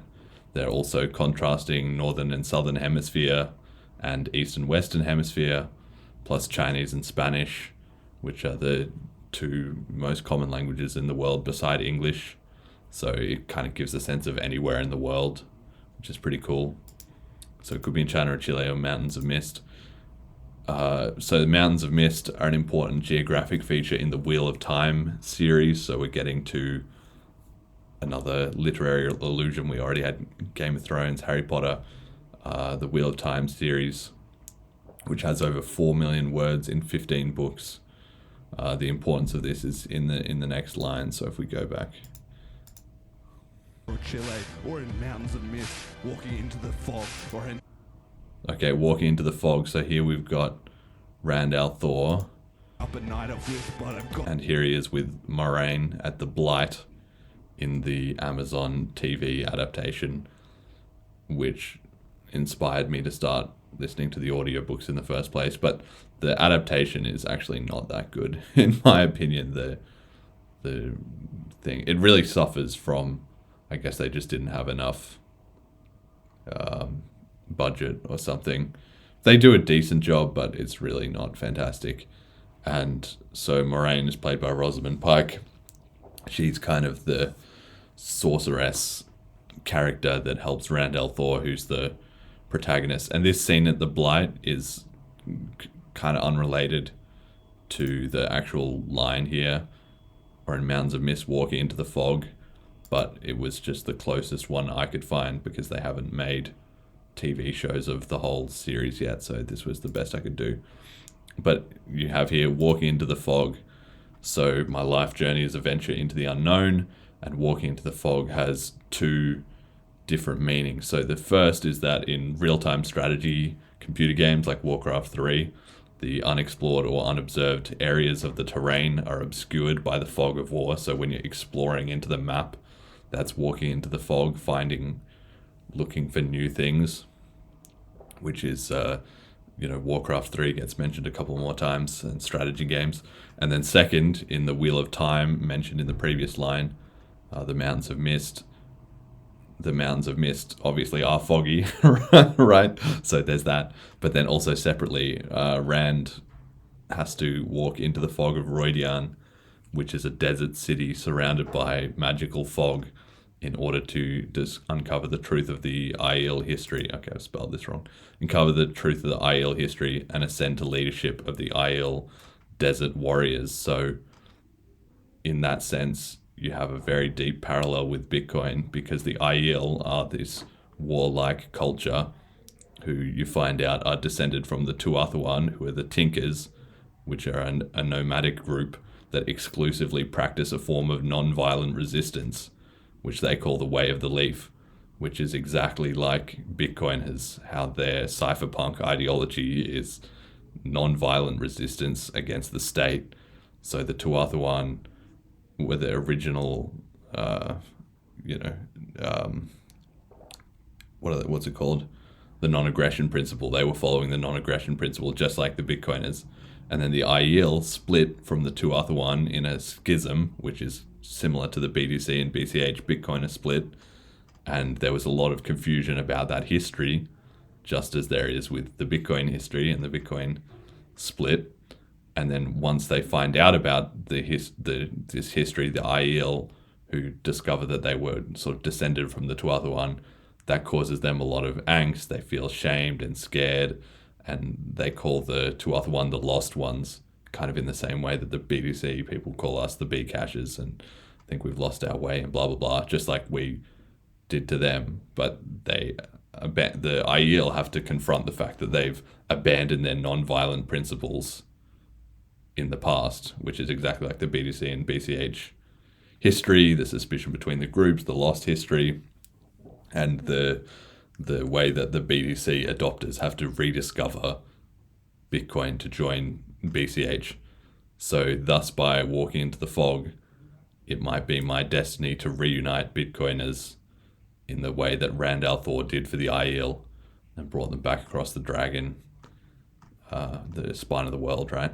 So it's a pretty pretty deep cut there, actually. But for people, again, that's what this is all about, the literary references. Okay. Not mist could be in China or Chile or in Mountains of Mist, walking into the fog or ending up a night elf wisp. Okay, so ending up a night elf wisp. So what's this about? So in Warcraft 3, which I just mentioned before, which is another video game that I played as a child, so it cuts to all those themes as well too. And also video games are a different way of telling a story, just like movies that we've mentioned and literature. Well, video games are often an art form in the similar sense, right? So the Wisp is the fragile worker unit of the Night Elves. So being a worker unit that stays in its own base, it's rare to send a Wisp into the fog of war. So it contrasts with the previous line, that if I had just not pushed my boundaries and I had not done anything, then I would be the Night Elf Wisp. I wouldn't have walked into the fog. And actually, unlike the worker units of humans, orcs, and undead in Warcraft 3, a Wisp has to sacrifice itself in order to construct a building. So in the same way, I have to give up all the other things that I could do in my life, I guess, to create the Bitcoin Cash podcast, which I'm very happy to do, by the way. I'm not I'm not trying to complain about that, but it's just a dramatic parallel. Got no regret that it was written like this. Quantum entangled in, all crafted threads are in synth. Okay, so, but I've got no regrets, which is, like I was saying, that's true. There's maybe one or two things in my life I've done wrong, but in general, I have very few regrets. I'm not the kind of person that regrets a lot of things. I just think the way it is now is kind of the way it was destined to be, maybe, and you only get to be the person you are by learning, by making mistakes. So I'm very at peace with that in almost all cases. Then it says, but I've got no regrets that it was written like this. So once again, we're getting back to writing and stories and narrative. But in this case, I'm bringing up the idea of fate or destiny. Was this all predetermined? Something to think about. Does that play into the gods or religion? That's sort of a common trope, a common theme in epic poetry, like Sunrise. So, and then quantum entangled in. So we're bringing in quantum entanglement, which is about physics and about computing for quantum computers. So are things, I've got here, at what layer of reality are things predefined? So are things predefined in destiny or in physics, physical mechanics? You know, is the interaction of every atom with every other atom leading to a deterministic outcome? Probably not if you look at quantum physics, because that's about uncertainty in atoms, but that's kind of gives a bit of a flavor of that. And you've got, of course, here another anaphora begins another epic list. I don't know, we've already had several of those. Or I guess we already had it in China or Chile, in the mountains of mist, in the war-crafted threads are in synths, in the mountains or seas, in the words of my friends, in the dance of the stars. It's all in my mind. So in repetition here to make another list. In war-crafted threads or in synths. So the war-crafted threads, you once again have the reference to Warcraft, the strategy game, and then especially the Night Elves, right? And then you also have the war-crafted threads also ties into the Wheel of Time series reference, because in that book, in the lore of that book, the threads in the pattern is the destiny in their universe, which often is particularly at play in wars, in battles, who the threads of the pattern determine that so-and-so gets hit by an arrow and dies, and so-and-so just barely dodges a spear, and that kind of thing, right? Then the synths are the computer-generated sounds I used to produce this song, right? I used samples from the media, and I played one section that we'll come to on my guitar on a real instrument, but the rest of it is all just synthetically generated in Logic Pro. So the war-crafted threads could be like the strings of the physical guitar that I played for the song, and the synths are the violins that were just, and the cellos that was just generated artificially. So it kind of cuts to this same metaphysical like discussion. Does it matter whether music is produced by a physical instrument or virtually? Does the listener know? Well, now you know because I've told you, but without having been told, does it make a difference? People now just accept that music can be created and enjoyed digitally, but there was a point in time where it wasn't like that. Just something to reflect on. Okay, we got next line. Mountains or seas, the battlements of parapet. Okay. Like this, quantum entangled in, all crafted threads are in synths. In the mountains or seas, the battlements of parapet. Okay, so in the mountains or seas. So this is a bit of structural wordplay that you've got here. That the mountains are mentioned once before this line with the mountains of mist, and the seas are mentioned afterwards, there's the seas here, and then seas are also mentioned later on in the song. So the mountains do come before the seas.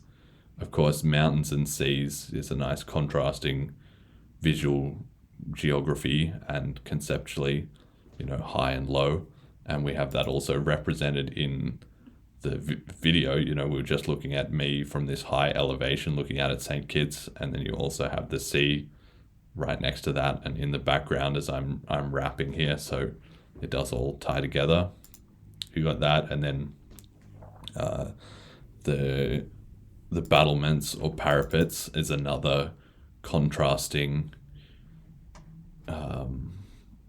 contrasting couplet that plays into the theme of Warcraft and battles and epic stories and so forth. And as we're going to see too here in the video clip, you've got the St. Kitts flag flying over the battlements of the castle that they had at the top of the fortifications that they had at the top. So it all ties together.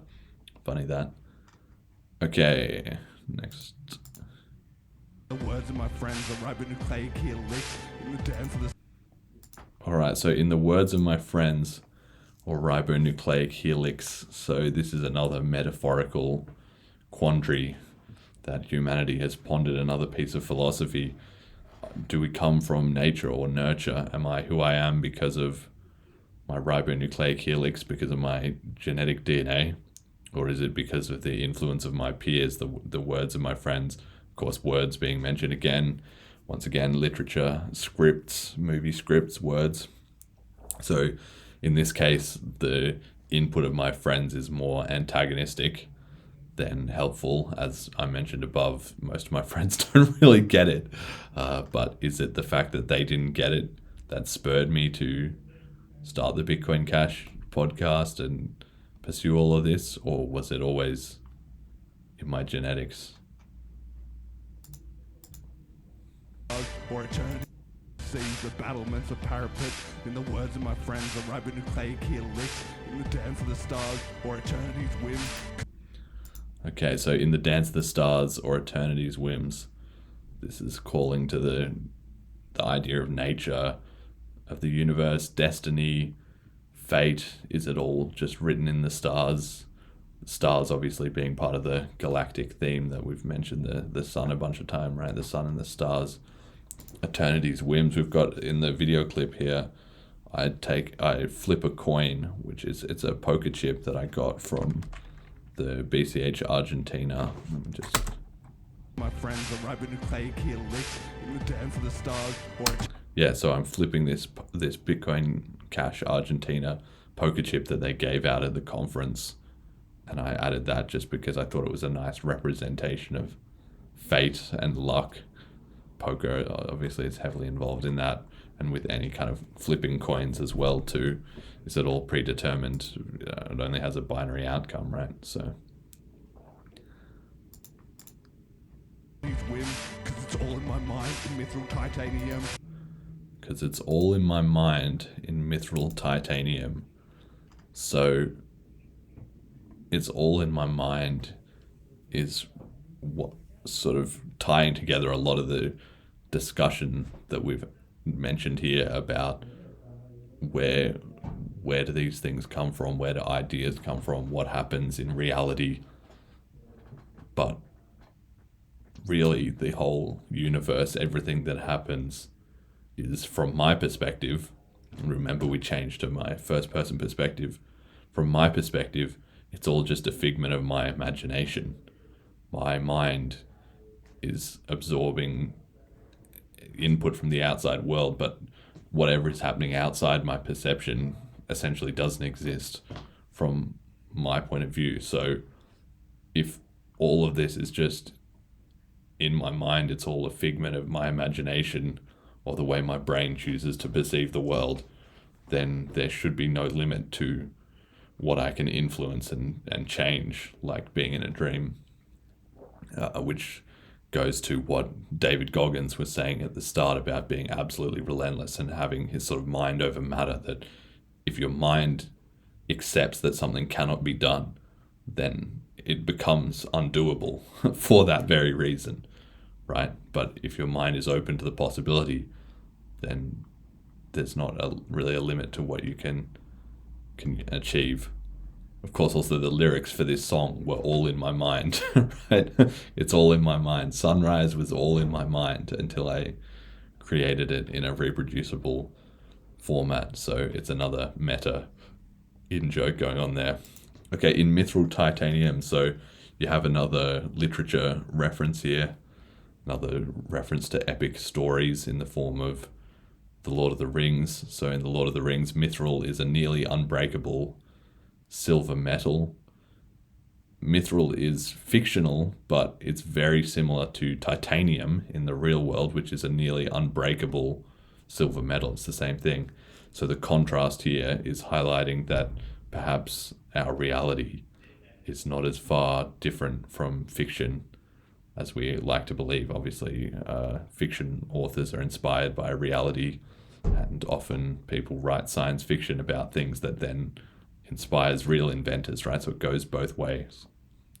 Now, titanium is actually named after the Titans from Greek mythology, which fits with many of the other references in the whole song. And of course, this characteristic of an unbreakable mind indicates I've taken David Goggins' advice that we said at the start there. When I was about 9, I learned to play violin. So when I was about 9, I learned to play violin. So this is a true story. I did learn to play violin when I was a kid, and I kind of hated violin. And I switched to cello because I had to do either violin or cello. That was just the rules at the school I was at. So I did some cello, but I didn't really like that very much either. But I did learn to play violin. And when I was about 9, so we're coming into the end of the first section here, and you have what I was doing when I was 9 years old. Remember, we started with what I was doing when I was air guitar lessons at 3, living stateside at 6, and then I learned to play violin at 9. So you have a nice bit of numerology there, right? It's 3 3s. It's a perfect triangle. In this song played by a computer sim, so what the dance of the stars or eternity's whim, cause it's all in my mind, in mithril titanium. You know, when I was about 9, I learned to play violin. You consider it in this song played by a computer sim, So here we go. You can still hear it in this song played by a computer sim. So despite the fact that I disliked learning to play the violin, you can still hear it in this song. It's still come through in Sunrise, and that's true both literally and metaphorically. So literally, you have the sounds of the violin that I've been commenting on, which is in the instrumental that I've added throughout the song. So you can literally hear the violins, but you can also hear it in the sense that the music that I learned to play when I was a kid is still obviously influencing me today. In the sense, it must be in my mind somewhere.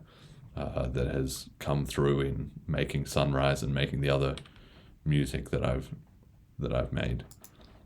Now, played by a computer sim, of course, I didn't actually play these violins. I just simulated them in Logic Pro. So does this matter?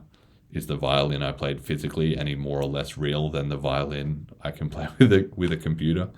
And of course, computer sim also gives a bit of a feeling of Warcraft that we mentioned before, video games, right?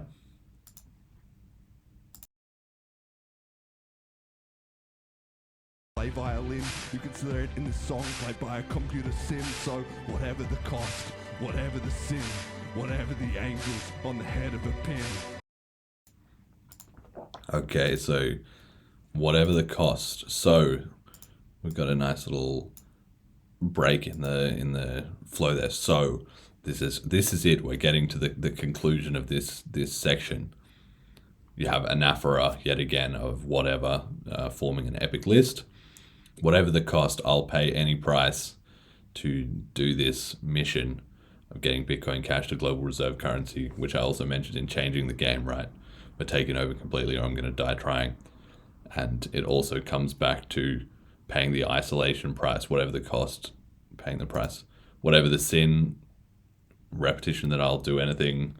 Sin has a bit of a religious tone, which fits with a lot of the other imagery, especially this next line. Whatever the angels on the head of a pin. Okay, you have the rhyme there, which is nice, sin and pin. But this is another well-known philosophical or religious conundrum. How many angels can fit on the head of a pin? So not only do you have the mythological theme, but also Satoshi's angels, famously in Bitcoin Cash, an organization that's been promoting Bitcoin Cash that I shouted out at the end of Disloyal. Whatever the rush, whatever the strings, whatever Okay, so whatever the rush. angels on the head of a pin, whatever the rush, whatever. So whatever the rush and whatever the strings. So the rush is giving some credence to the fact that this is not all bad. I'm not just complaining about this, right? You get like an adrenaline rush. I do actually enjoy it. And a lot of things about this whole journey are really cool, right? So I get a rush out of it, whatever the rush, but also Rush, which you can see here in the video clip. This is Grubby, who's the most famous Warcraft 3 streamer. He's playing Night Elves, like we mentioned before. My favorite race is playing the Night Elves. He's playing Night Elves too, and in strategy games, you might have a rush strategy, right, where you just rush out a whole bunch of people to attack early. And so it could also be the whatever the rush is in whatever the strategic Warcraft rush. And then whatever the strings. So we've got another multi-layer metaphor. So strings means whatever the strings, like in the English phrase, the idiom no strings attached means like whatever comes with as part of the cost. Like I was saying before, of course, you have strings on my violin that I played when I was 9 years old, and the strings of the Logic Pro violins. You have the strings of the guitar, which I played in the second section, but also in the air guitar, right? So the strings of that didn't exist.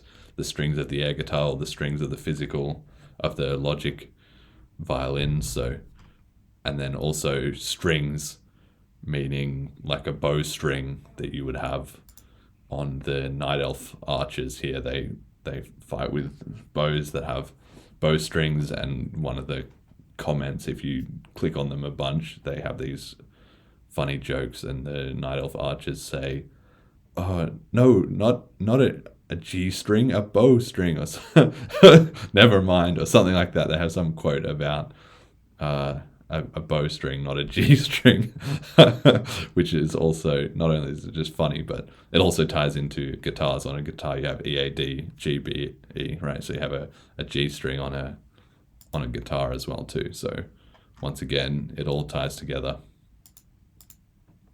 The strings, whatever the throne, politicians or kings. All right, whatever the throne, politicians or kings. So firstly, Game of Thrones was mentioned earlier, so that's a tie-in. You also have Warcraft 3, the expansion. The Warcraft 3, the original was called Reign of Chaos, and the expansion, which I also played as a kid, was called The Frozen Throne. So there you go, the throne, that plays into it. And then in the video clip, you have the throne. It's Xerxes in the myth of 300 sitting on top of his throne with all his immortals in front of him confronting Leonidas. So it's kind of like, it doesn't matter what kind of throne it is, whether it's a Game of Thrones throne or a 300 throne or a Warcraft throne, whatever power, whatever authority that I'm facing, I'm just gonna deal with it. And then politicians or kings. So the idea here is that politicians and kings both sit on thrones presiding over the population. Of course, the Bitcoin community doesn't find that authority legitimate. And the king in Warcraft 3 is Arturus, who is like a King Arthur figure. And so that also ties to the mythical and legendary theme of the song. Whatever the price, death comes from within. Okay, whatever the price. I'm not sure why I felt the need to add this line, since it seems like a repetition of whatever the cost. but I think maybe there's some philosophical difference here. What is the difference between a price and a cost? You can pay the price is a phrase. You can also, but you can pay a cost too. Like if something is pricey, that means it's very expensive. But if it's costly, it means it's costing. It's probably not just money that it's costing you. I don't know. English is a very subtle language, and those two things strike me as subtly different, but I can't explain why. But anyway, you have another whatever as part of the anaphora. And then death comes from within. So I originally was going to say death enters unseen here, but unseen, I would have to really pronounce it like that to get it to fit into the rhyming structure. But I like this phrase, death comes from within. It's like David Goggins is talking about, if you give up, the first thing is, if you give up yourself, then it's over. And that's that same idea. Death comes from within. And you have here the first clip that we've had, I think, of this scene from Kick-Ass, which is an amazing movie. I highly recommend everybody to watch it. And this guy is setting Whatever the price. setting a fire. There we go. So the fire is there, right? So it's that same theme of sunrise and fire. That's one of the motifs that we've talked about. So I'll burn it all down, but I'll never let them win. Okay, so I'll burn it all down, but I'll never let them win. So firstly, that ties into, once again, the whole motif of sun and fire, and also the video clip there with I'll burn it all down. It's coincidental, but so I'll burn it all down, but I'll never let them win. So the Emperor Nero was famous for playing the fiddle while Rome burned. So we talked about the violins, right? So like me, he was playing the violin as the conflagration was going on, just like me playing the strings of the violin for sunrise. And of course, the Emperor Nero is another politician and king that was already mentioned in that previous stanza there. So I will talk a little bit as well in a second about the Kick-Ass, but I'll bring that up again in a second. So that's kind of the end. You have an abrupt change of segment here. Firstly, here you have the name Buddha Bar that you can see, super cool. Once again, shout out to Sunny, fucking very cool spot. But you now have the end of the first section, and a very abrupt change in tone. Things suddenly calm down. But that was all the lead in. That was all the sort of origins story. That was all the past, right? And now you have the transition to a new phase, which you can hear literally in the music.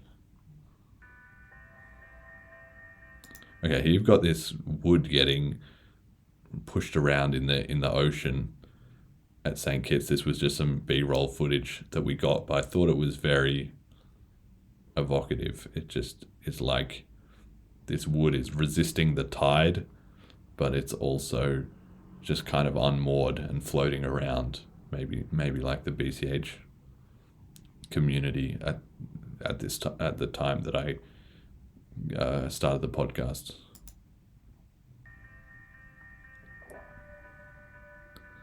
All right, so here we have the ship that they're on in Sunrise, which if I remember right, is called Icarus. I believe that's the case, which is a reference to the Greek mythology of the hero who flew too close to the sun and then his wings melted, right? So I think Icarus is the name. And then here they are with the sun. So once again, sunshine, sunrise. Yeah, it's all interrelated. And this is also like the Bitcoin Cash community, right? We're just on our tiny little ship in the darkness of space, trying to make it happen in the big, wide cryptocurrency universe.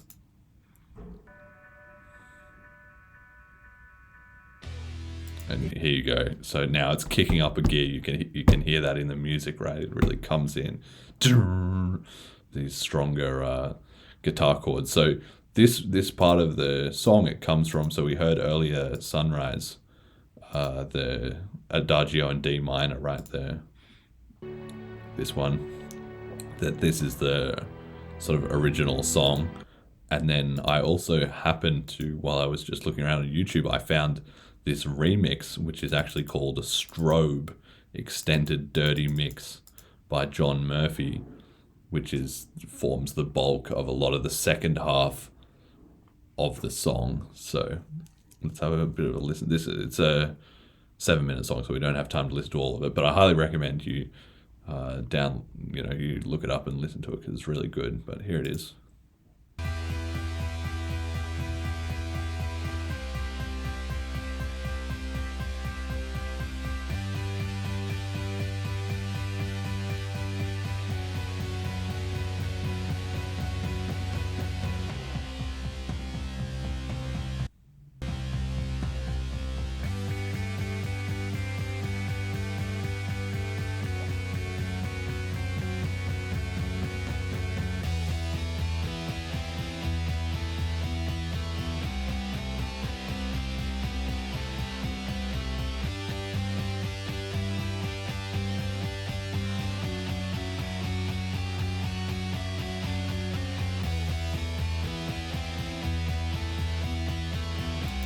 Absolute banger. So there you go. You've got I found this kind of rock electro mix, and I thought that's just perfect. You can have the more orchestral one to start in the first phase, and then once you get into the second phase, it gets more into this rock electronic sound, right?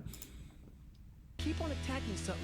Nothing wants to stand in front of anything that is relentless. Nothing. So here's some absolute wisdom from David Goggins. Nothing wants to stand in front of anything that is relentless. And that's it. That's Bitcoin. That's the Bitcoin Cash community. And that's also hopefully got to be me, right? You just have to be relentless just every single day. Nothing wants to stand in front of anything that's relentless. If you're just determined, you're just going to keep attacking that thing. Eventually, whatever is standing in the way, it gets sick of fighting back. It gets sick of being in the way, and you bashing away, and it gets out of the way. That's how reality works. So yeah, David Goggins, amazing words of wisdom. And here we have our boy from Black Mirror as well. He got in that same mindset, right? Nothing wants to stand in the way of anything that is relentless. Here he is relentlessly grinding away for his 15 million merits. No management, no... Okay, all right, here we go. So yet again, we've got the anaphora starting up with this time, no management, no studio, no corporate sponsorships. So I don't have any management, as in I'm not signed with some record label, or there's nobody who tells me what to do on the podcast. It literally is just whatever I want to do, I just do it, right? And no management, no studio. So I don't have a studio in two senses. I don't have a physical recording studio. I just do it all out of my bedroom, literally. But I also don't have a studio in the sense of the management label. But shout out to Joe at greenlightsound.com. Anybody can email him if you want to do some music production, because he's an absolute legend and he helps me out with some of the mixing and mastering of the songs. So I don't have management, I don't have a studio, but I do have Joe. No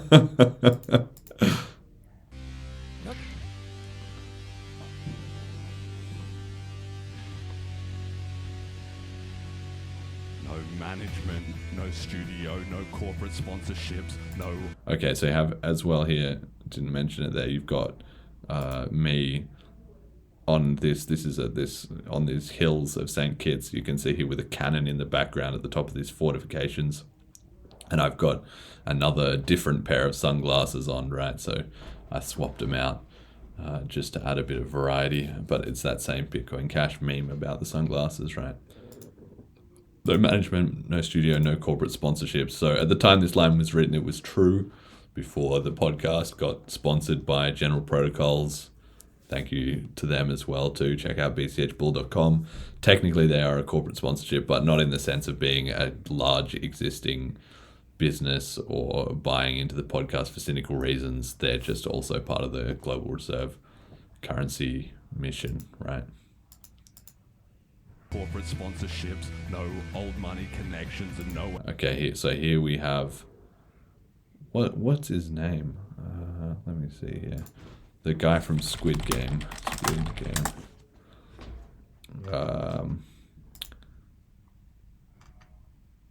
Created by blah blah blah. What is the name of this character? Song Gi-hun. Yeah, Gi-hun. Right, so you have Song Gi-hun here in the video clip, player number 456, who is from Squid Game, which is an excellent series if you haven't seen it. It's about 5 or 6 episodes, the first season. It's this Korean drama, and highly recommended. Go watch it if you haven't. It's amazing. But it was very trendy and very popular around the time that I was making Sunrise, or a little bit before. And here he is, just at the end of the whole series of trials and challenges he's been through, where he's just absolutely having to dig into the deepest parts of his soul. So no management, no studio, no corporate sponsorships, no old money connections, and no Andreessen Horowitz. So this is also just saying I don't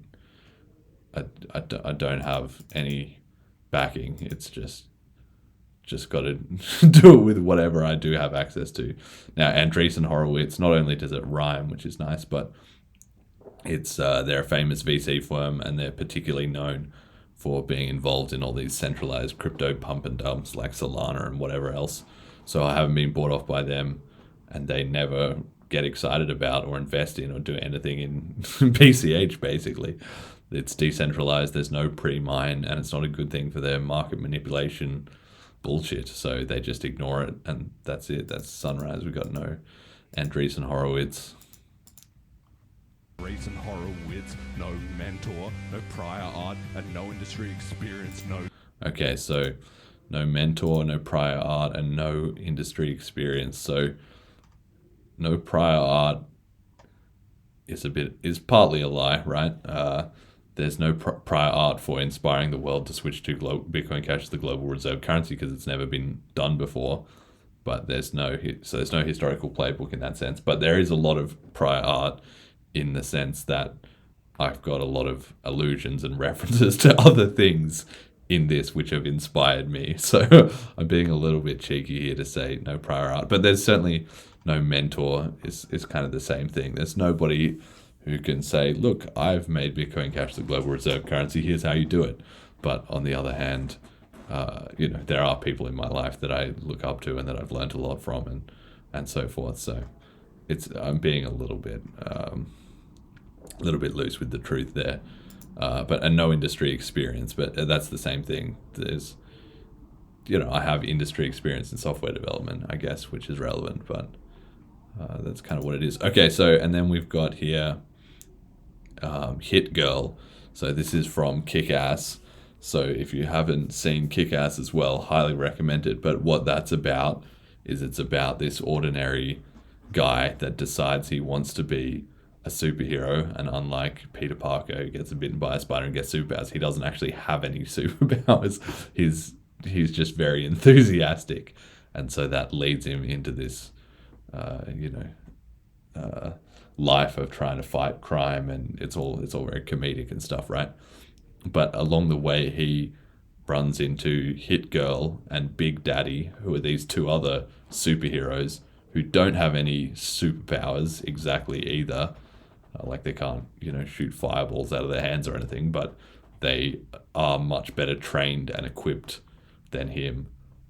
So even though they're just regular people, it's more that idea that if you train and get smarter and take something seriously, gear up, you can become pretty lethal, as we're about to see from Hit Girl here. So this is from this scene in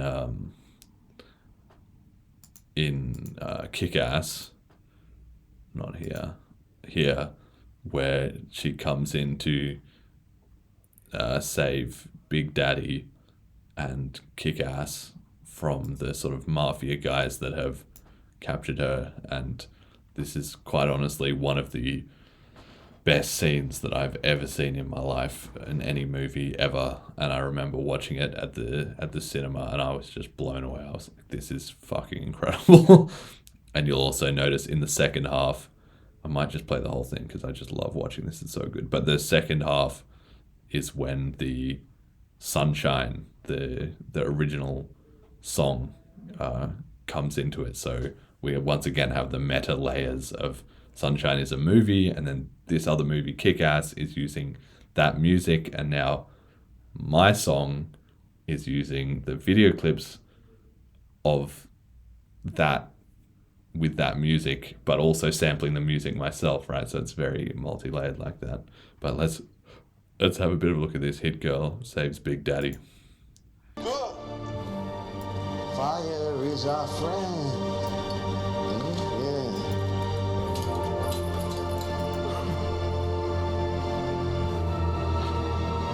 Gentlemen, time to die.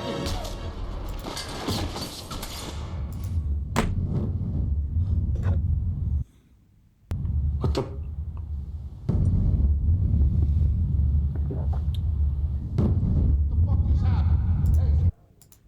Quick note here. It's funny, all these people sitting around at their computers kind of like watching what's going on this crazy live stream. That's very crypto, isn't it? That's very Bitcoin. A lot of things in Bitcoin happen in this same way.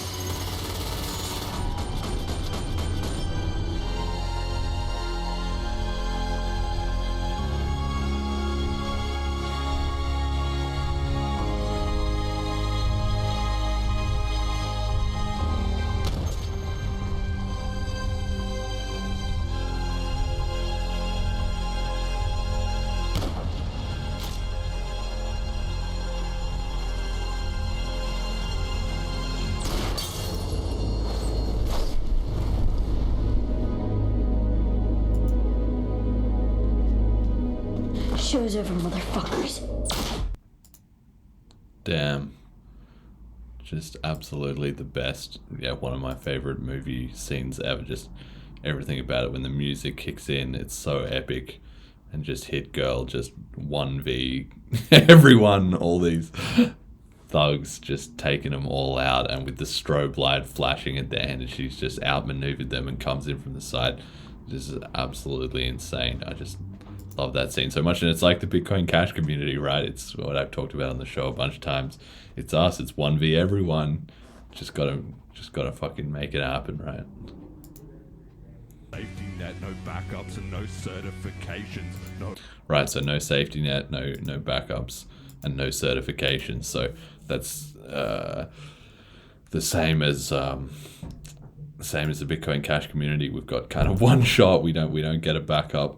I don't have any, backups. Although it's ironic, right? Because backups, like, you should always back up your private keys. So everybody back up your private keys. But this is the other reference to replicate, I guess. So when we're talking about replicating, this is the opposite. No backups, no certifications. So this is a bit of a shot at modern credentialism, my own disillusionment that university and so forth is a bit of a scam. So for most of the coolest things in the world, there's no certificate you can get. You don't need a certification to be to make a rap song. You just make it. Although I guess you could get a degree in music, and they do certify records as triple platinum or whatever. So there is that. Rule book, no limits, and no establishment. Okay, so here we have Hit Girl coming in with that flashing light, just absolutely wrecking those guys. So once again, you hear a bit of a change in the music, a bit of a dramatic reversal of sentiment, and no rulebook, no limits, and no establishment. So I've just listed all these things that I don't have, which are obstacles, right? No management, no studio, no corporate sponsorships, no old money connections, no Andreessen Horowitz, no mentor, no prior art, no industry experience, no safety net, no backups, and no certifications. So those are all obstacles or things that I don't have. But then here it's switched around, right? No rule book, no limits, and no establishment. So sometimes not having things is an advantage, which is that because I don't have any constraints, I can just do it exactly how I want it, do it, and whatever needs doing, right? So no big funding or qualifications, but there's no meddling overseers and no need to conform to the standard way of doing things. Just a single laptop and syndication of speech. So here you go. This is what I do have. A single laptop, which is all I started with in my room in London, and syndication of speech. So you've got the nice S sounds there, syndication of speech. That's some consonants, which gets followed up later on in the verse as well. Two, and syndication of speech, right? A single laptop and syndication of speech. That's it. I just started putting out the podcast, and that's my main weapon to get Bitcoin Cash to global reserve currency. That changing the world, that's maybe not realistic. Dying a day at a time in siren songs of indecision. So you have Hit Girl here gunning down the haters, exactly like I am, not putting up with any bullshit. Anybody getting in the way, they're just going to get wrecked. Same thing. They said changing the world, that's maybe not realistic. Of course, that's what doubters always say. And I always think of the Margaret Mead quote, never doubt that a small group of thoughtful, committed citizens can change the world. Indeed, it's the only thing that ever has. That's exactly how BCH is, right? We don't need everyone. We don't even need a lot of people. We just need a group who are serious and taking it seriously. Dying a day at a time. So this is, once again, consonants. You've got the dying day. It lines up there. In siren songs of indecision. My father really likes this phrase, he who hesitates is lost. And this line is kind of echoing that. Siren songs of indecision. Of course, the sirens are from mythology as well too. They're from Greek mythology in the Odyssey, which gets mentioned later. Prophet Isaiah Sidney civilization. Okay, the prophet Isaiah. What's that about? So this comes from the biblical story of the remnant. in which God sends one of his prophets, Isaiah, out to preach to the masses in a fruitless attempt to get them to listen and hear the word of God. But he tells Isaiah that it's going to be pointless and nobody's going to listen. And Isaiah says, so why are you making me do it then? And God says, well, you've got to just keep persisting because the remnant will hear you. And the remnant are these people who are passing by or who are in the crowd or whatever, who might listen in, even though Isaiah doesn't realize it. That it's very important that he does this work preaching to this seeming crowd of people who are never listening and just walking past or whatever, because there will be some of them who will pick up on that even though he is unaware of it.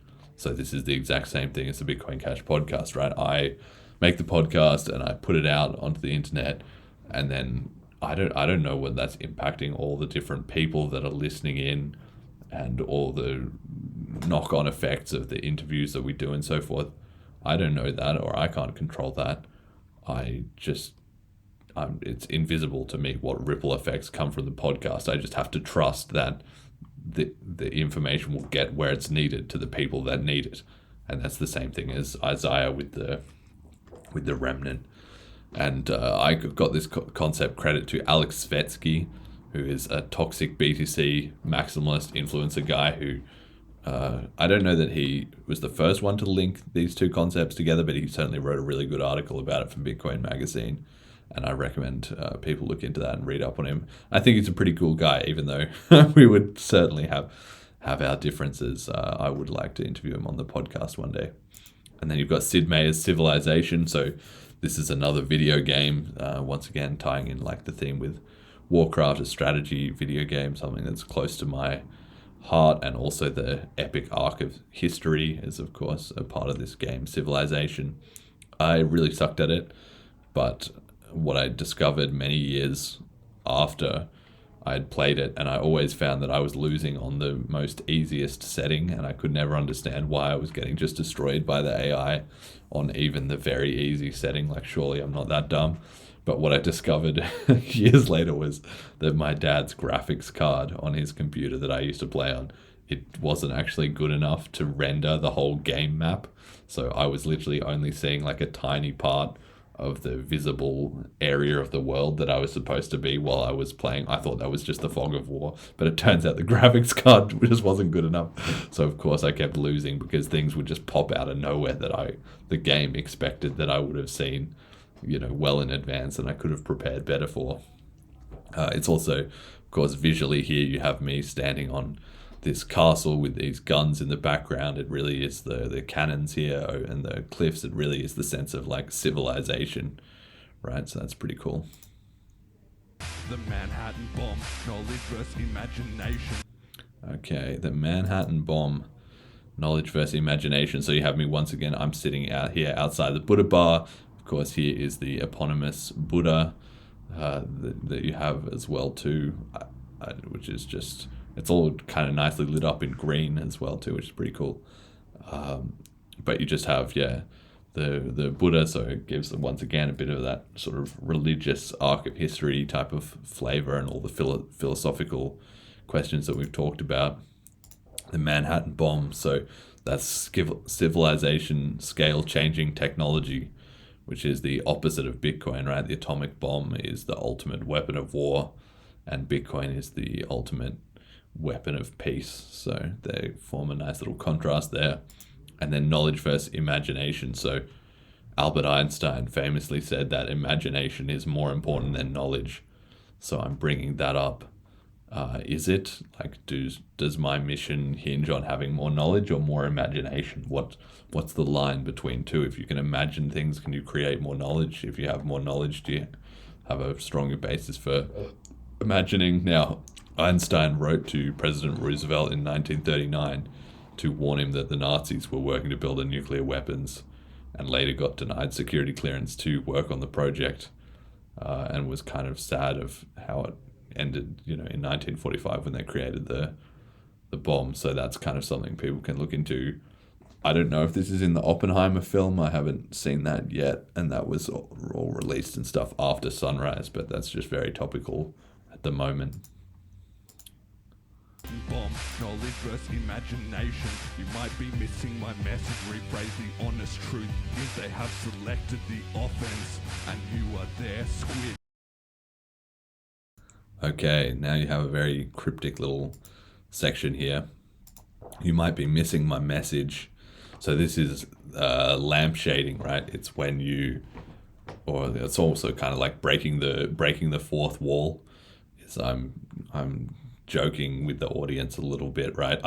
I've had this incredibly cryptic song, so it's kind of a bit obnoxious for me to point out directly that you're not really understanding what all of this is about.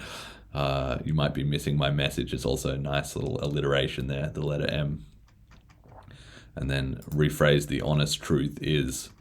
So this is once again a bit of dark humor, right?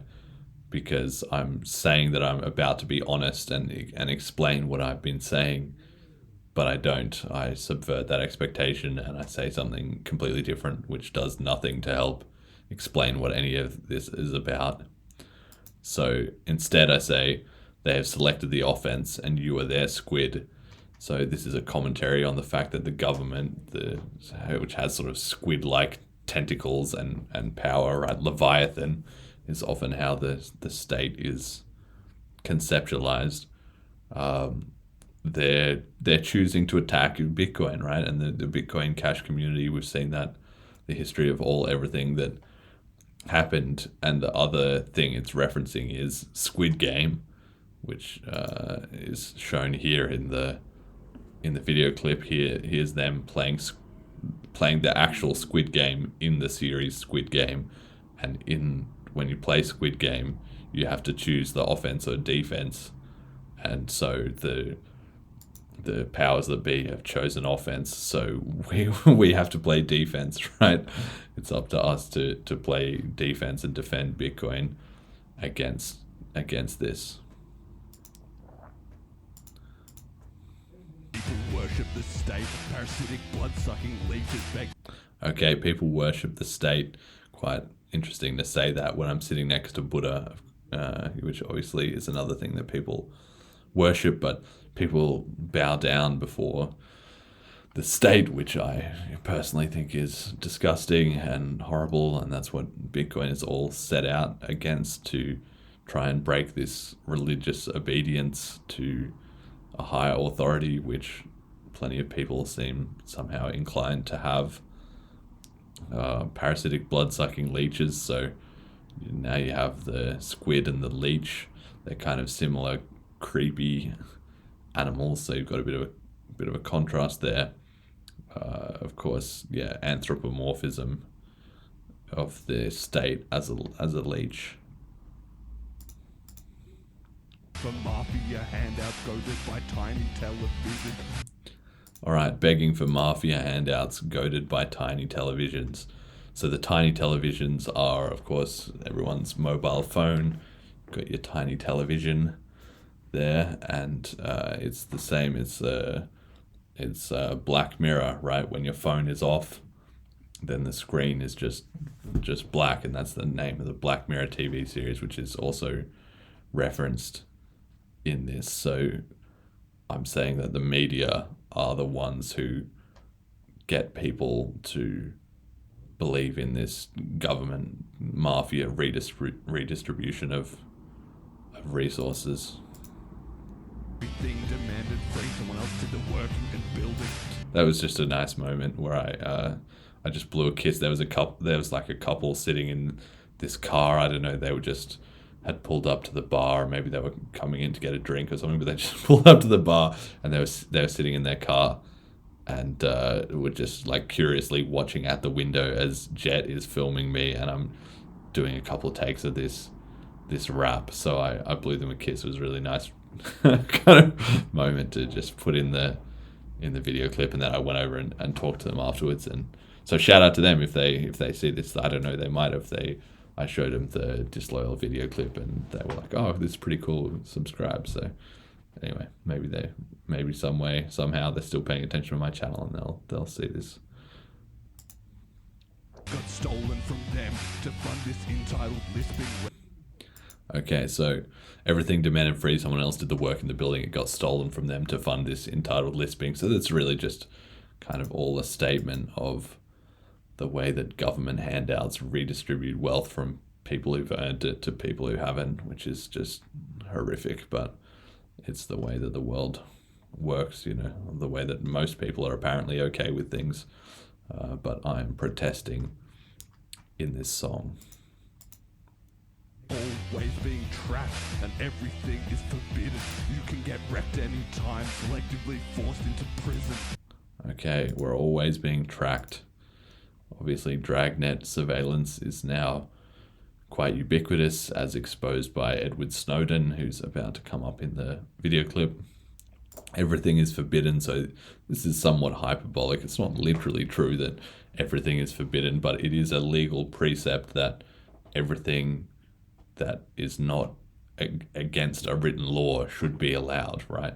Everything is permitted except what's forbidden, but we're in a world now where the laws are just constantly being created, so there's so many laws that you can always just be targeted and you can be selectively enforced on at any time if the government is out to get you. That's just the reality of the world we live in, and it's completely unjust and messed up. You can get wrecked anytime, selectively forced into prison. That's what I was talking about. And you have here in the video clip the classic example of that, which is Julian Assange, who is being punished for exposing war crimes, you know, by the criminals that he was exposing. And he is, of course, an early Bitcoiner and used Bitcoin to get donations for WikiLeaks since it was uncensorable. And part of that also triggered Satoshi leaving the Bitcoin community. So, they have it. It all ties into Bitcoin history again. While the people are censored, the deep state's its omniscient.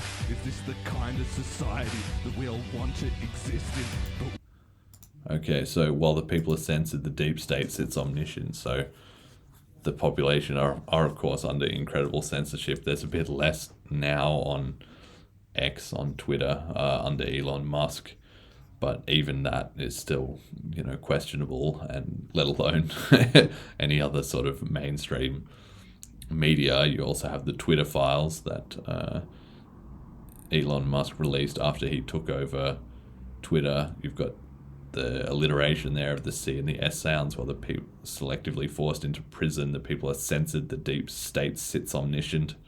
So that's some nice consonants there as well too. Is this the kind of society that we all want to exist in? So that's technically called erotesis, which I didn't know until I looked it up, which is when you have a rhetorical question like this, except you're heavily implying a specific answer. So in this case, it's no. Obviously, we don't want to live in that kind of society. And so this is a bit of a statement of what is this all about? What are we all fighting for anyway? Gotta fight on till we're dead in the ditches. So we got to fight on till we're dead in the ditches. So here you have Hit Girl and then also the Spartans, who were both in those life or death fight situations. Of course, any kind of mass atrocities like the Holocaust or the Khmer Rouge killing fields in Cambodia that I have been to, they always end up with a lot of bodies in ditches, right? And that's kind of how serious this whole Bitcoin Cash crypto mission is, to save us from fiat currency, because it was fiat currency that created the big, 20th century of just world wars, right? It's insane. I'd rather die free than see tyrants any inches. Right, so I'd rather die free than see tyrants any inches. Of course, you had here the Spartans who were in that exact situation, dying free rather than submitting to the tyrant, King Xerxes, which is also what I mentioned in Changing the Game, winning a battle of inches to crush them all by a mile. So it does tie together there, and underscores the importance of not falling for incremental principal erosion, as we've seen happening with BTC, Bitcoin. Any inches, you know the system's corrupt, basically physically sickening. Okay, the system's corrupt. That's just sort of summarizes everything that's already been said. Basically physically sickening. This is just a really nice line. I just like the sound of that. It comes off really well for some reason. Basically physically sickening. Yeah, I'm not sure exactly why, but just when I thought up that line, I thought, wow, that's a great line. People toiling their lives, giving their time to the rich list. Okay, people toiling their lives, giving their time to the rich list. So this is literally what people do, right? We have increasing wealth inequality under the fiat system. You know, in Australia, you have the superannuation scheme where you're forced to pay into a kind of retirement fund, but that's just an absolute scam. People who got in, I think it was, you know, when it was created, they're at retirement age now and they're cashing out, and the system has worked for them, but it's never going to work for anybody who's in my generation, because in 30 years, by the time we're ready to retire and cash out, it will have all been hyperinflated away to nothing. The fees and charges, and there's constantly more and more middlemen and bankers just leeching away your money. So it's just an absolute scam. There's just going to be demographic collapse. Like it's, people are just working away their lives, giving their time to the rich list. Literally, that's what's happening. Of course, Bitcoin is the escape here, and you have in the video clip, you have, here they are, here's the rich list, here's these guys with the golden masks on, the creepy Illuminati guys from Squid Game. It's live and you're living in a modern day myth. Alright, so it's live and you're living in a modern day myth. So the entire story of Bitcoin is, of course, a bit of a myth. It's very mythical. You've got the anonymous founding of Satoshi. You've got the fact that it has to fight against literally infinite amounts of money and all the existing powers of the world. That there's been so many twists and turns, and just the principled Bitcoin community fighting them off. So it is a myth where we're living it right now, a myth that will be told throughout human history. Certainly, if we succeed. But of course, the story isn't over. So it's our time, it's our chance to be a part of this myth. A need of joy or an epic odyssey of grief.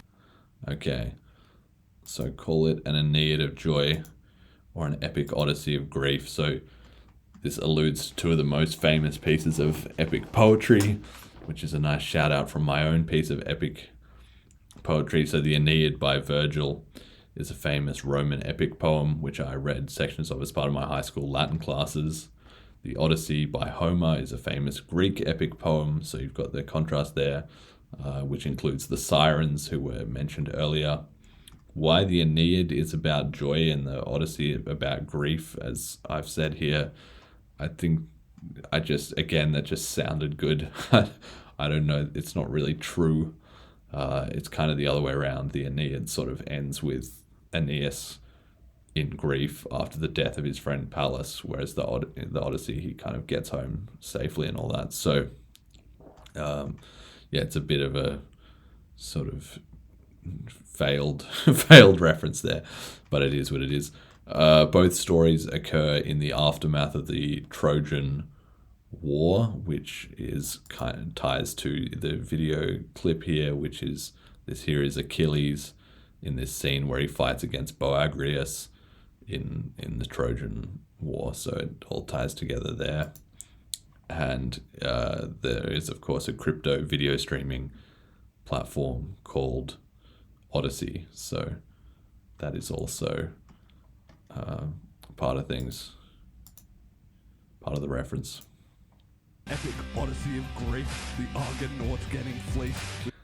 Okay, the Argonauts getting fleeced. So this is a reference to Jason and the Argonauts, where they have to try and find the Golden Fleece, which is another epic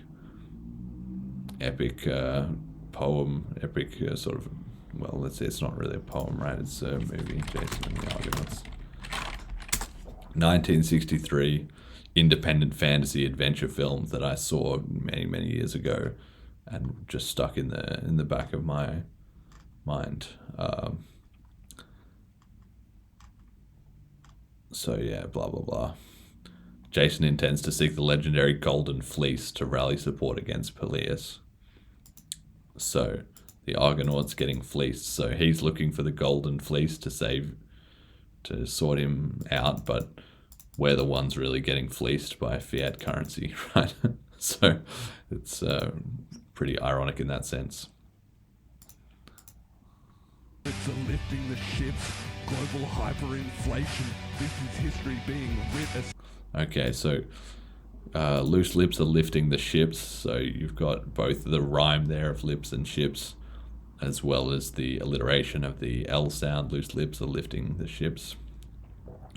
Now, conceptually, of course, people around the world are discussing Bitcoin and crypto, Bitcoin Cash. So that's a rising tide of adoption. So the rising tide is lifting all boats in the sense of cryptocurrency adoption.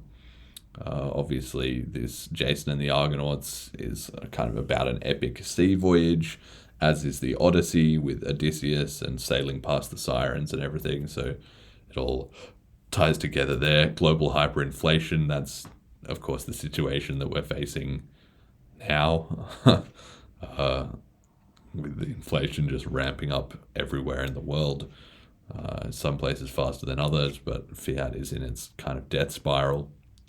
But you have a bit of another reference to an epic story and a narrative with this is history being writ. So just reinforcing that idea of you're living in a modern day myth.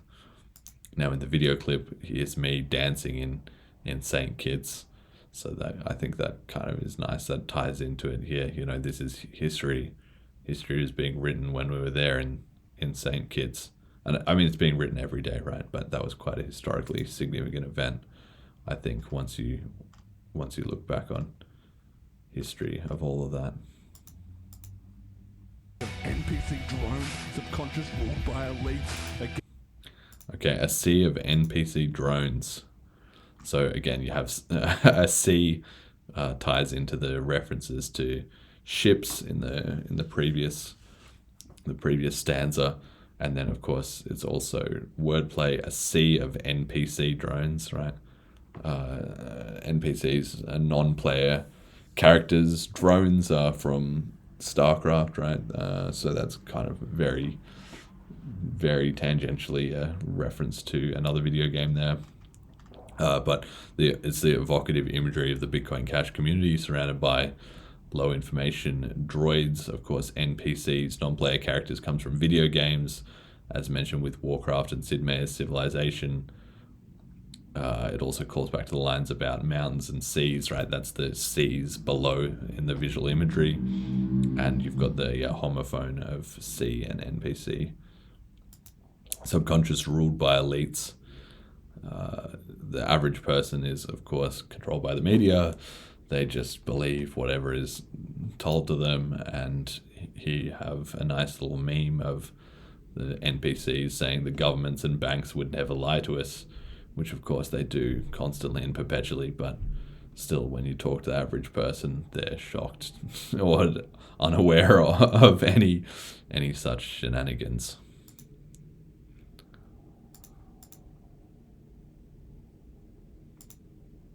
Remaining humanity, maybe we give them a glimpse. Okay, against remaining humanity, maybe we give them a glimpse. So I don't need to reach all the NPCs. That's fine. They're not really reachable anyway.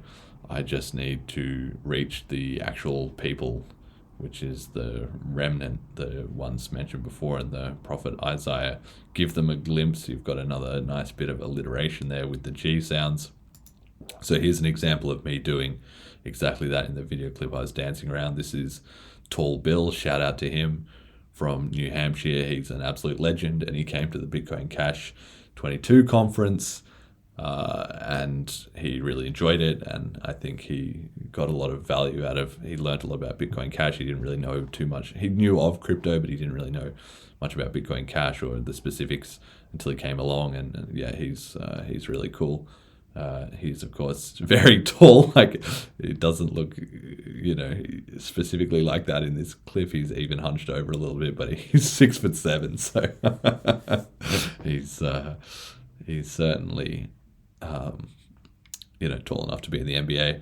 But here's me extending my hand out to him. So there you go. It's literally me giving a glimpse, extending my hand to Bill as part of jumping on the real part of humanity that knows the truth.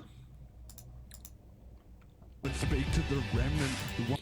Okay, so go and speak to the remnant. Here's me in Buddha Bar with Sonny, who hosted the BCH22 conference and the Buddha Bar and everything. Once again, a nice shout out to him with smoking a bit of shisha, because he loved that, so did a bit of that with him.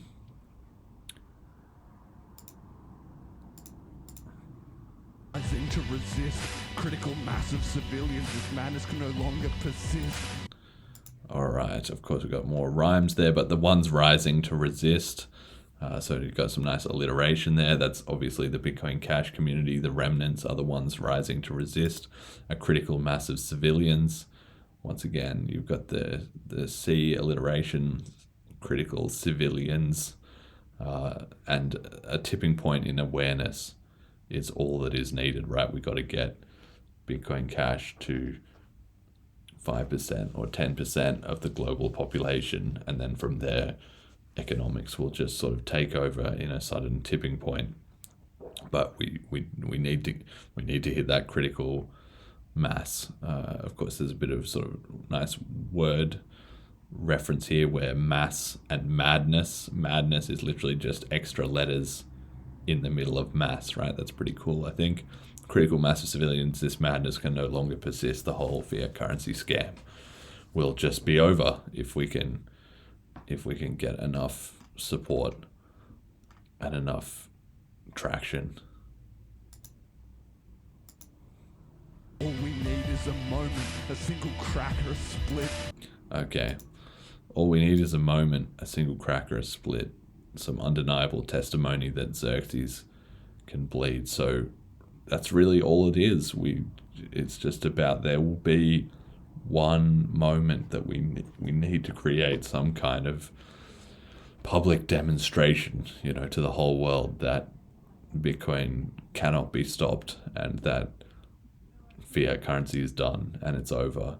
And maybe we're all demonstrating that every day in small ways, right? Just by transacting on the network. So that's the mission of the podcast, just to create that flashpoint in history, that one moment that everyone will look back at and say, that was when it happened, that everyone flipped over to Bitcoin. Xerxes is, of course, mentioned because it ties into the whole 300 story. Leonidas promised to Xerxes that he would prove that a god can bleed, which he did. Of course, it cost him his life at the end there, but he did it. You have Romit, who is from Zappit Wallet, so shout out to him, who we were with in the bar in St. Kitts, and he's blowing some shisha smoke, so it's a pretty defying authority type of vibe, very very rap music. So I thought that was pretty cool. And you have the guitar comes in here that I mentioned before. This is the one part of the instrumental that I did actually physically play myself, and I love just how it sounds so desperate. It has that perfect feeling of just desperation in the instrumental that I'm playing. If you just listen to it closely. One rising to resist critical mass of civilians. Here we go. This madness can no longer persist. All we need is a moment, a single crack or a split, some undeniable testimony. And it just gets more desperate as it goes along, so you can listen out for that. The Xerxes can bleed. This is crossing the chasm. It's the end of the grift. This is crossing the chasm. So Crossing the Chasm is a famous book about how innovations either succeed or fail at their leap from innovators to the mass majority of the human population. And that's what we're trying to do with Bitcoin Cash and, of course, crypto generally, is to get over that chasm before the CBDCs arrive and wreck us. But I haven't actually read that book, but I understand the concept.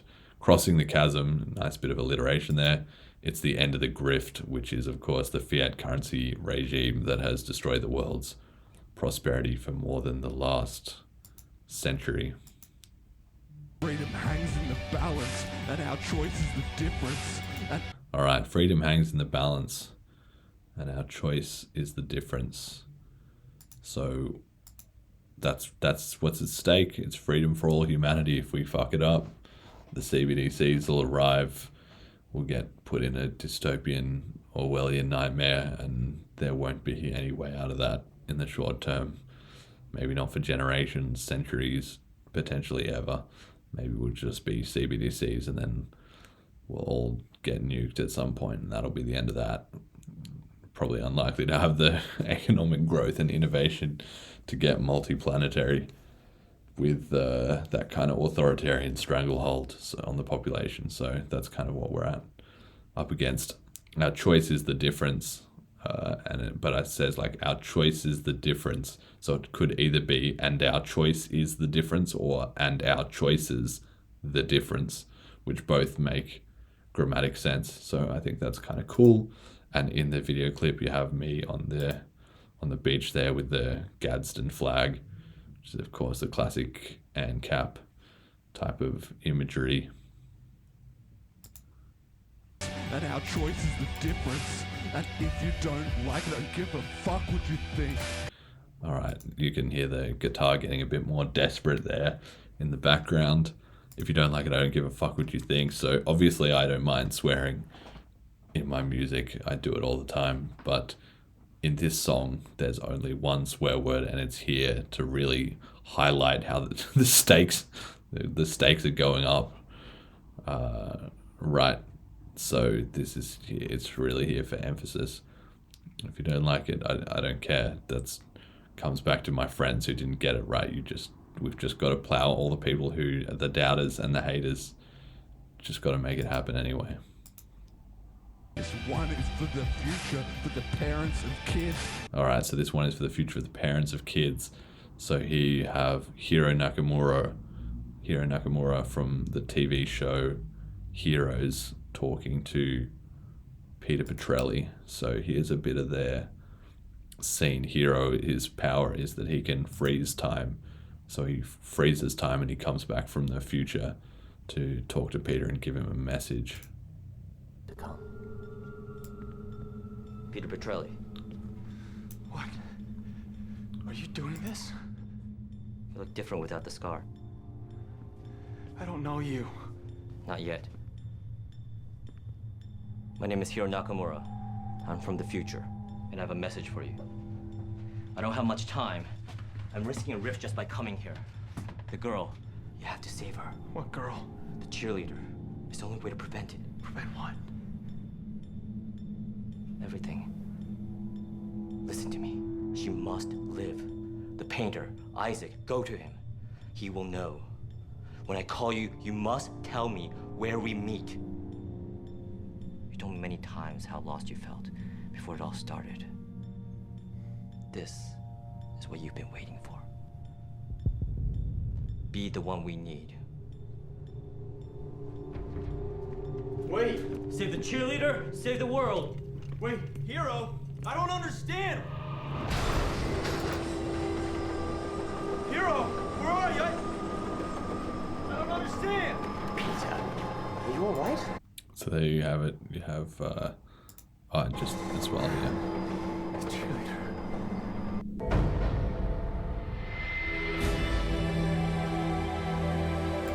Right, so that's from the first season of Heroes, which is also a great TV show. The first season is amazing. Then after that, it kind of gets progressively worse. But this, the lyric here is because this one is for the future, and that's that's what the mission is about. It doesn't matter if people right now don't get it. What matters is in the future, if everyone will sort of appreciate it, if we manage to save them from CBDCs and fiat currency, it will be obvious in hindsight, right? So anyway, you have Hero coming back to talk to Peter, and I like how he says to him, you look different without the scar, and then you're always kind of wondering in the audience, like, when does Peter get a scar? Like, what kind of scar? What happens? There must be a story around that. And he says, save the cheerleader, save the world, right? Which is, you can see in here in the description of the Sunrise video on YouTube, I wrote, save the money, save the world, which is a callback to that. So Heroes come back from the future to give us the message, just like I'm here telling everyone about Bitcoin Cash going to global reserve currency in the future. And then you've got the little symbol, the branding of Heroes. It's with this eclipse. So once again, you have the galactic imagery of the sun. And heroes, the idea of everyday people being heroes, just like everyday people in the Bitcoin Cash community are the heroes saving humanity. And then you also have here for the parents of kids. So this line is literally true in the sense that I'm trying to reach parents with kids because they're the ones most invested in the future, and they're the ones that the podcast seems to be resonating the most with, right? My prime demographic is essentially men between the age of 25 and 45, a lot of whom have kids from what I can observe.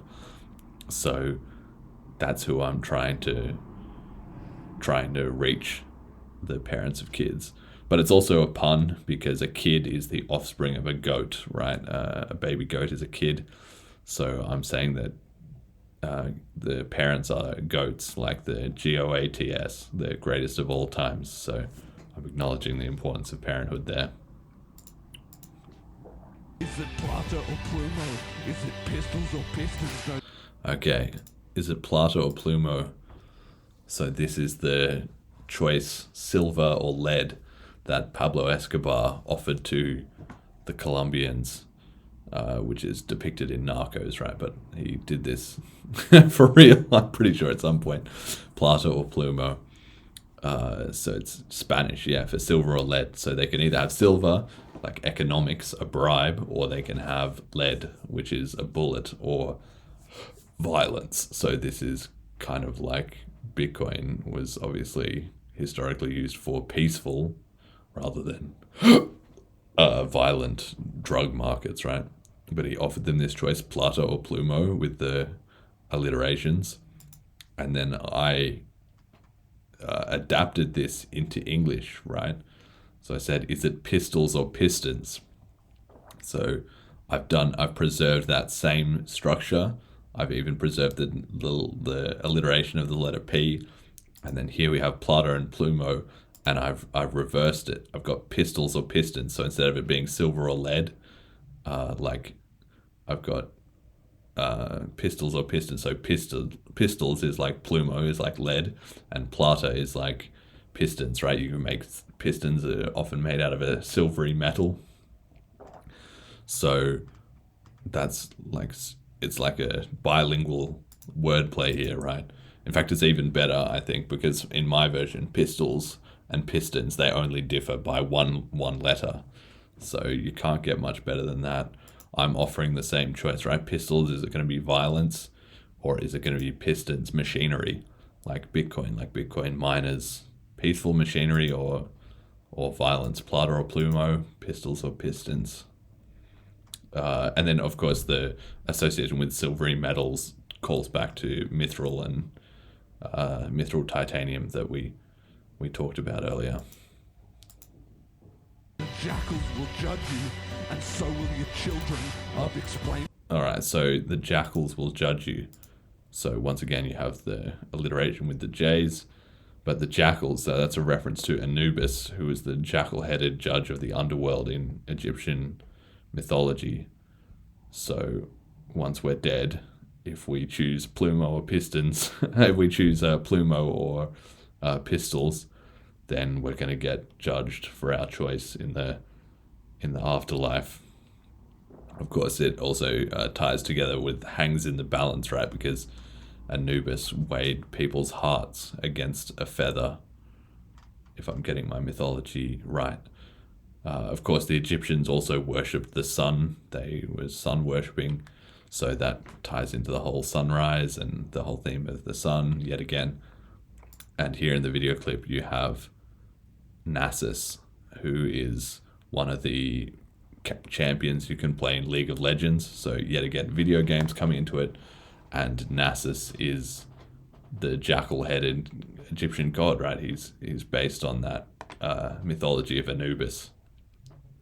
And so I'm talking here about, and so will your children and the parents of kids. And then the reference is to a video game played by children, right? So it all cuts together.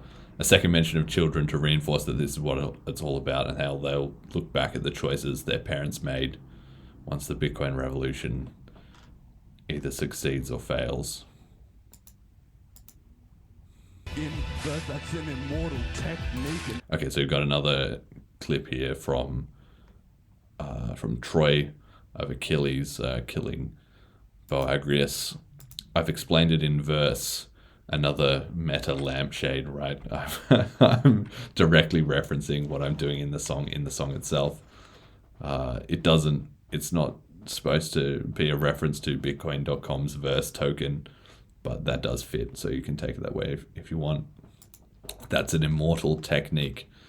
So epic poetry, such as this song, or like Aeneid or the Odyssey that we mentioned before, has often been used to transmit information as an eternal human tool. So explaining things in verse is literally an immortal technique. It's been used for thousands of years. But it's also a shout out to Immortal Technique, who is one of my favorite rappers and who raps a lot about political issues and about, you know, the lies that the government tells and stuff like that. So you can see the cause of death is one example that you can look up if you're interested in that. Immortal Technique was born in Peru, which is on the border of Chile. So like I mentioned Chile before, so he and I are like conceptually neighboring rap artists, both in a geographic sense and also in a philosophical and a musical sense.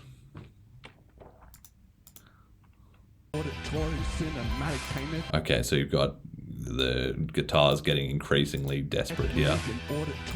And here we've got more from this scene from Sunrise that we didn't talk as much about before, but this scene is Captain Kaneda's death. So when they're on this ship, they have a broken part, and the captain has to go out, and he essentially sacrifices himself to fix the ship and save the rest of the crew in this very visually dramatic scene with the sun, and also featuring the Sunshine song. So Go.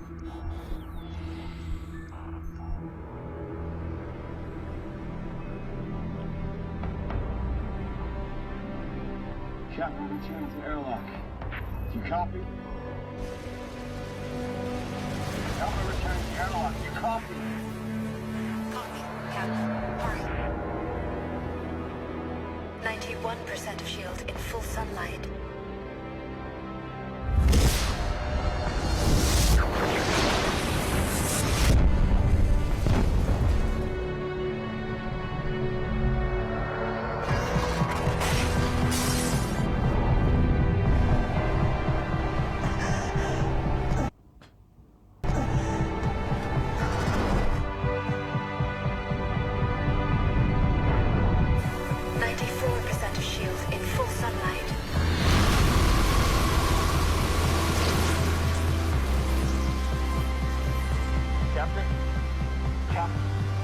I'm at the edge of the shield. You copy?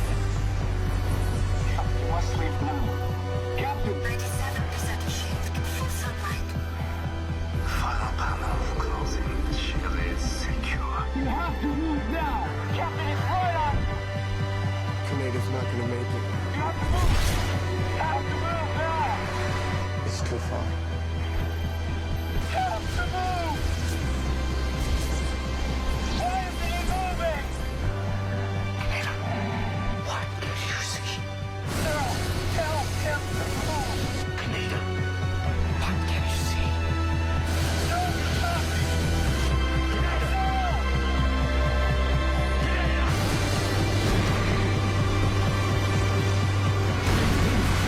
So yeah, you have the epic music there of Sunshine, and you have the psychologist who's trying to ask him what does he see as he's being consumed by the sun, which is kind of a motif in that movie about people being influenced by the sun and so forth. All right, where are we at with the lyrics here? Okay. Technique and auditory, cinematic, painted, poetic, triptych. Okay, so that's an immortal technique, an auditory cinematic. So I've done everything I can to make this song, make this music cinematic, right? It's very grand and so forth, and it's also got an epic feeling to match with the music and with the references and all the allusions, and obviously it's sampled from a cinema soundtrack, which I've always liked. So I've really tried to make Sunrise an auditory cinematic experience. Painted poetic triptychs. So a triptych is a painting in 3 sections, which tells a story in 3 acts. So in the same way, that's what this song is. It has 3 sections. We're getting to the end of the second section here, and the third section is very short, but that's, again, it's meta. I painted a poetic triptych. It's Black Mirror scenes if things could have been different. So it's Black Mirror scenes if things could have been different, obviously with the Black Mirror scene there of the guy he's learning to dance and getting frustrated, just like I was dancing in St. Kitts, right? That ties together. But Black Mirror is the dystopian British sci-fi series. The tiny televisions, we mentioned that. And so if the mission is failed and Bitcoin Cash loses, then humanity ends up in some kind of CBDC scenario, and everyone will look back despairingly at what could have been and say, oh, things could have been different. But that's not going to matter if we're in the Black Mirror universe. The words have been spoken and now the universe listens. Okay, the words have been spoken and now the universe listens. So now I'm making a final, or maybe not a final, but I'm making yet another meta philosophical point, right? My message in this song is going out to the universe, and the universe is listening. You right now listening to the song or to this commentary are the universe listening to itself, right? The words have been spoken, now the universe listens. Like, at it comes to what I said before about the remnant. I just put this stuff out there and the universe listens, and obviously we'll decide whether it's good enough or not. And then in the video clip here, you had me at the ramparts and then turning to the side. And then here you have Achilles facing off against all the other soldiers after he's killed their champion, Boagrius. And just purely by coincidence, we have the mirrored shots of me turning to face one way and Achilles turning to face the other way, which means when you're looking at me in the previous shot, it's like you're looking from the perspective of the soldiers, which is pretty cool. But on my Twitter page, on my Twitter account, I have the picture of this shot, but with laser eyes on all the little soldiers here, which is like I'm like Achilles, and I can just wreck whoever their biggest, best soldier is, and then the rest of them are kind of in terrified hesitation at having to face off against me. You know, that's kind of the same thing. All right, that's another big session. So there's just one little final section here and some closing remarks, but I think I'll do that in a third session. So time for a quick break. All right, we're back. Part 3. Just a small section. So let's finish it off here. Where are we at? Achilles.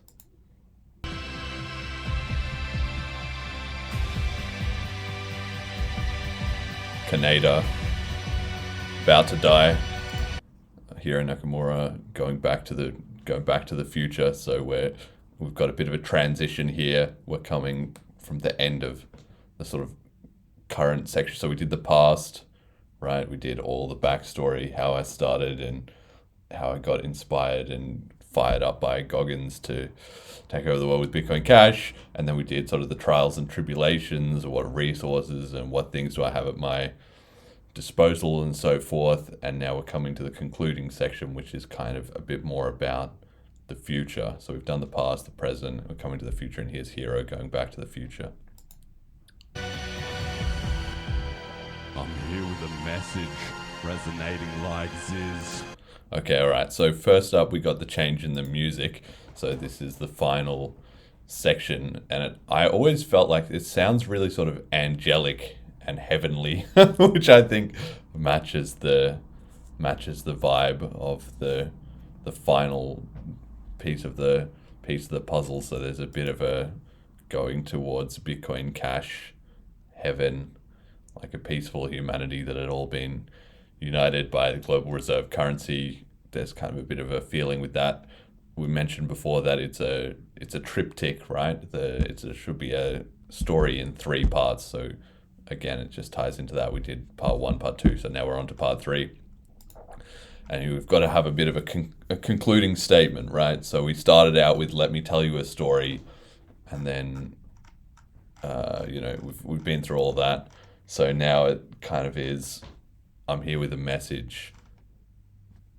So what's the message? As the final section begins, it's important to summarize what's being said, although of course that's a bit of a troll because the entire thing is so cryptic. But I am here with a message: Bitcoin Cash, global reserve currency, etc. Right? Resonating like Ziz. So who's Ziz? He's the guy in this video here, and he's an Australian bodybuilder who I've drawn a lot of inspiration from. Now, he died at age 22, either from steroid overdoses and or a genetic heart condition, depending on who you believe in. But he had inspired a huge generation of young men, myself included, to get into fitness and just generally be a bit more happy and to live a good life. So let's hear some of his words that he has here from this motivational speech. This one's just kind of chopped up. Look at this guy. He's got 1.47k subscribers and 484,000 views on this video of Ziz.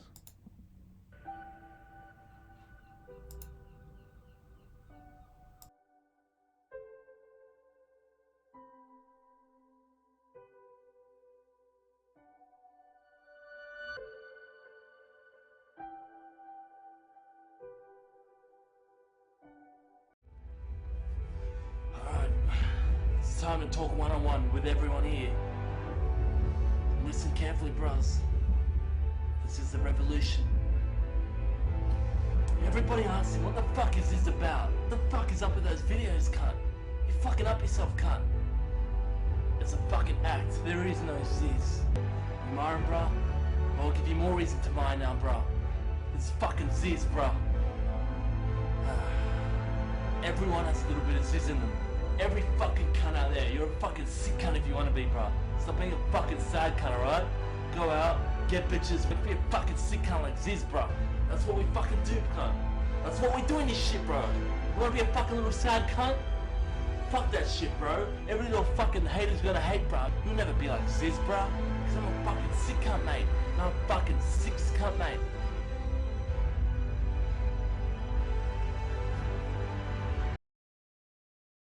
Oh, amazing.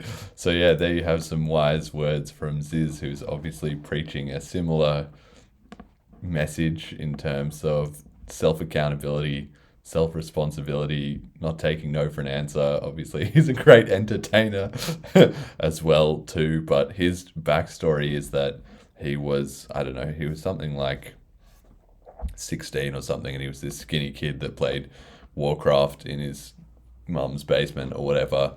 And then he decided, look, I got to just change my whole life. And then by the time he was 22, he made a name of this bodybuilding and partying and all that sort of stuff, right? So obviously, being Australian, I relate to him a bit, and also just his general inspirational message, you know. But yeah, if you don't know Ziz, look into Ziz and get fired up.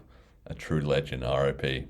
And here he is with the sunglasses as well too, which is funny because I'm wearing sunglasses in the video. You know, he's talking about the revolution, right? So I'm here with that same message that he had, and it's getting traction. It's resonating, right? So that's a bit of a play on words because it's resonating, like in the literal sense. You can hear my message in the song is now resonating in your ears, literally, but also metaphorically. Ziz went out and told all these people, and all these young men caught on and loved it. And it's the same thing with the Bitcoin Cash podcast, right? It's found an audience and it's resonating. It's aesthetics forever, at least shredded obliques. Okay, all right. So that's aesthetics forever, or at least shredded obliques. So this is that's what Ziz's philosophy, right? Was he called it aesthetics, which is just the idea that you would obviously have to get fit and look good, like look shredded, right? But aesthetics is, of course, a high-minded concept that the ancient Greeks and so forth talked about, like what is aesthetic in the world, what is true, what is good, what is beautiful. So I'm just tying together those two things. Once again, there's sort of a literal and a figurative meaning, right? The literal meaning of you got to look after yourself and sort yourself on an individual level, and then at the broader level that then flows into that, right? Or at least shredded oblique. So it's like, even if I can't hit the peak of perfection or whatever, at least I can try, and at least I can get shredded obliques, get some abs, right? Now obliques, it's important that it's the obliques, because that's the muscles on the side of your abs. So if you have really like shredded obliques and also big side muscles, then you can get wings. So like Ziz, wings. And Ziz, here we go.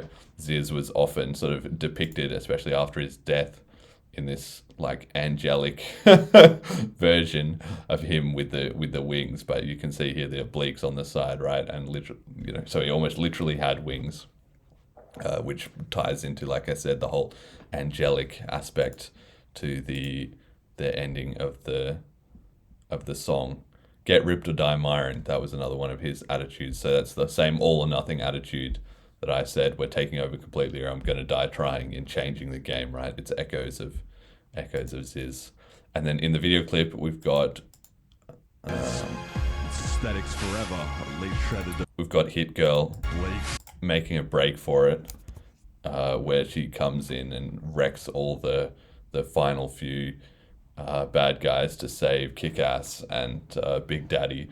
And this is just this moment where she just comes charging out of the side with the flashing strobe lights is so dramatic and so epic. Like I said, when I saw this in the cinema when I was, I don't know how old I was, but I must have been like a teenager. Maybe I was 17 or something like that. And I was just, this is amazing. What an amazing scene. So I've got it fitting here roughly on the beat. I don't know that I got it perfect, but of her charging out. It's aesthetics forever, at least shredded obliques. Oh, there we go. I did get it on the beat. What do you know?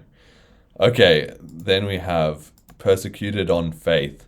So we've come full circle here, right? That I was starting the song locked down in my crib because of the coronavirus lockdowns. Well, here we are with this guy with his sign. I don't know where he's from, but it looks like Canada. There's some people with Canadian flags in the background.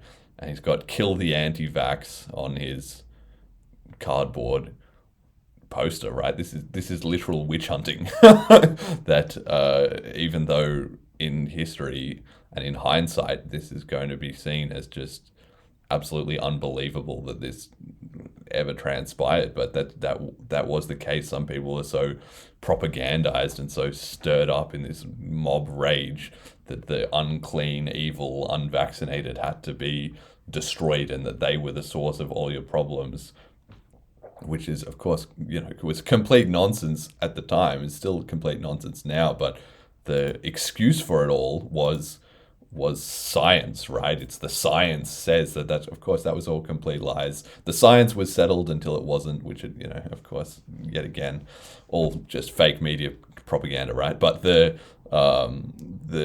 whole kill the anti-vax thing, it's a persecution which this guy would believe was based on science, but it's not. It's based on faith, right? He was given faith by the media gods that he listens to. So I, as part of that group, not that I'm actually really I'm not so much anti-vaccines, but I'm certainly anti those vaccines. And that became the label anti-vax, right? So here we go. So that's me. I've been persecuted on faith. Obviously, faith, once again, tying into the sort of religious imagery and elements, like we just talked about, the angel wings, right? Persecuted on faith, like a wizard or witch. So this is also coming full circle. So the wizard or witch is like Harry Potter. We started by talking about Harry Potter at the start of the song. Well, here we are. We've come full circle again. Things are playing out in reverse here too. J.K. Rowling has been subject to a lot of social justice type of persecution as well herself, so it does tie in there. The line is both a simile and a juxtaposition, so wizard and witch is a contrasting pair.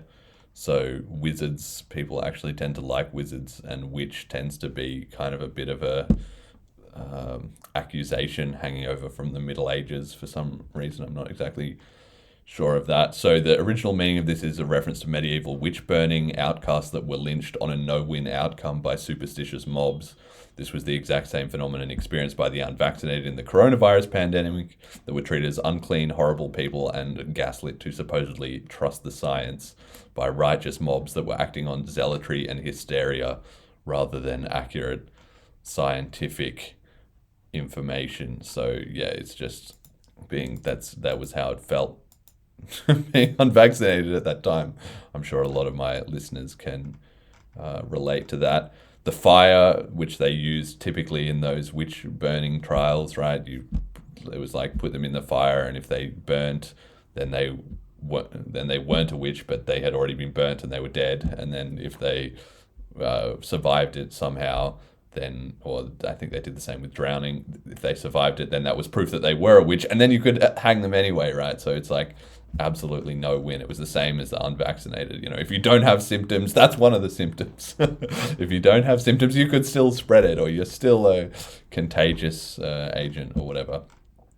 And this line was also written before the Taproot Wizards became a thing, but it retroactively does apply. Now the Taproot Wizards are ironically being persecuted by the Bitcoin Laser Eyes.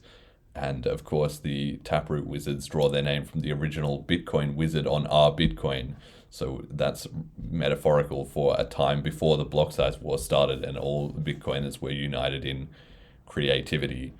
And I have also restored this to, if you go on RBTC, on the old version, the new layout doesn't have it. You have the Bitcoin wizard here, which I added, I think I requested the mods at the time. Now I'm a mod as well, but I think at the time I requested the mods to add this back to keep everyone remembering that original spirit of Bitcoin. So yeah, you've got a ton of different stuff in there. Okay, persecute on faith like a wizard or witch. In the heat of the day, obviously we just talked about burning wizards or witches. But it picks up on the fire, flame, sun theme, and the heat of the day is usually around midday when the sun is highest in the sky. Actually, I think it's usually more about 2 or 3 o'clock. But anyway, the point is we've started from sunrise and we've now got to the middle of the day. We've come full stretch through a full 12-hour circle. And I also had this line just with the following line too. In the heat of the day is when the desert rock speaks. So if you're caught in the desert and dehydrating, once the heat reached its zenith, would be about the time you would start hallucinating mirages. So this is also a bit of a self critique. Am I just following a mirage? Is that what this whole mission for global reserve currency, it's doomed to failure? I mean, I have so many people telling me that it's delusional and I'm wrong and I'm crazy and whatever, but I mean, I'm not worried about that because I think they're wrong. But you know, it's possible, right? I could just be chasing a mirage.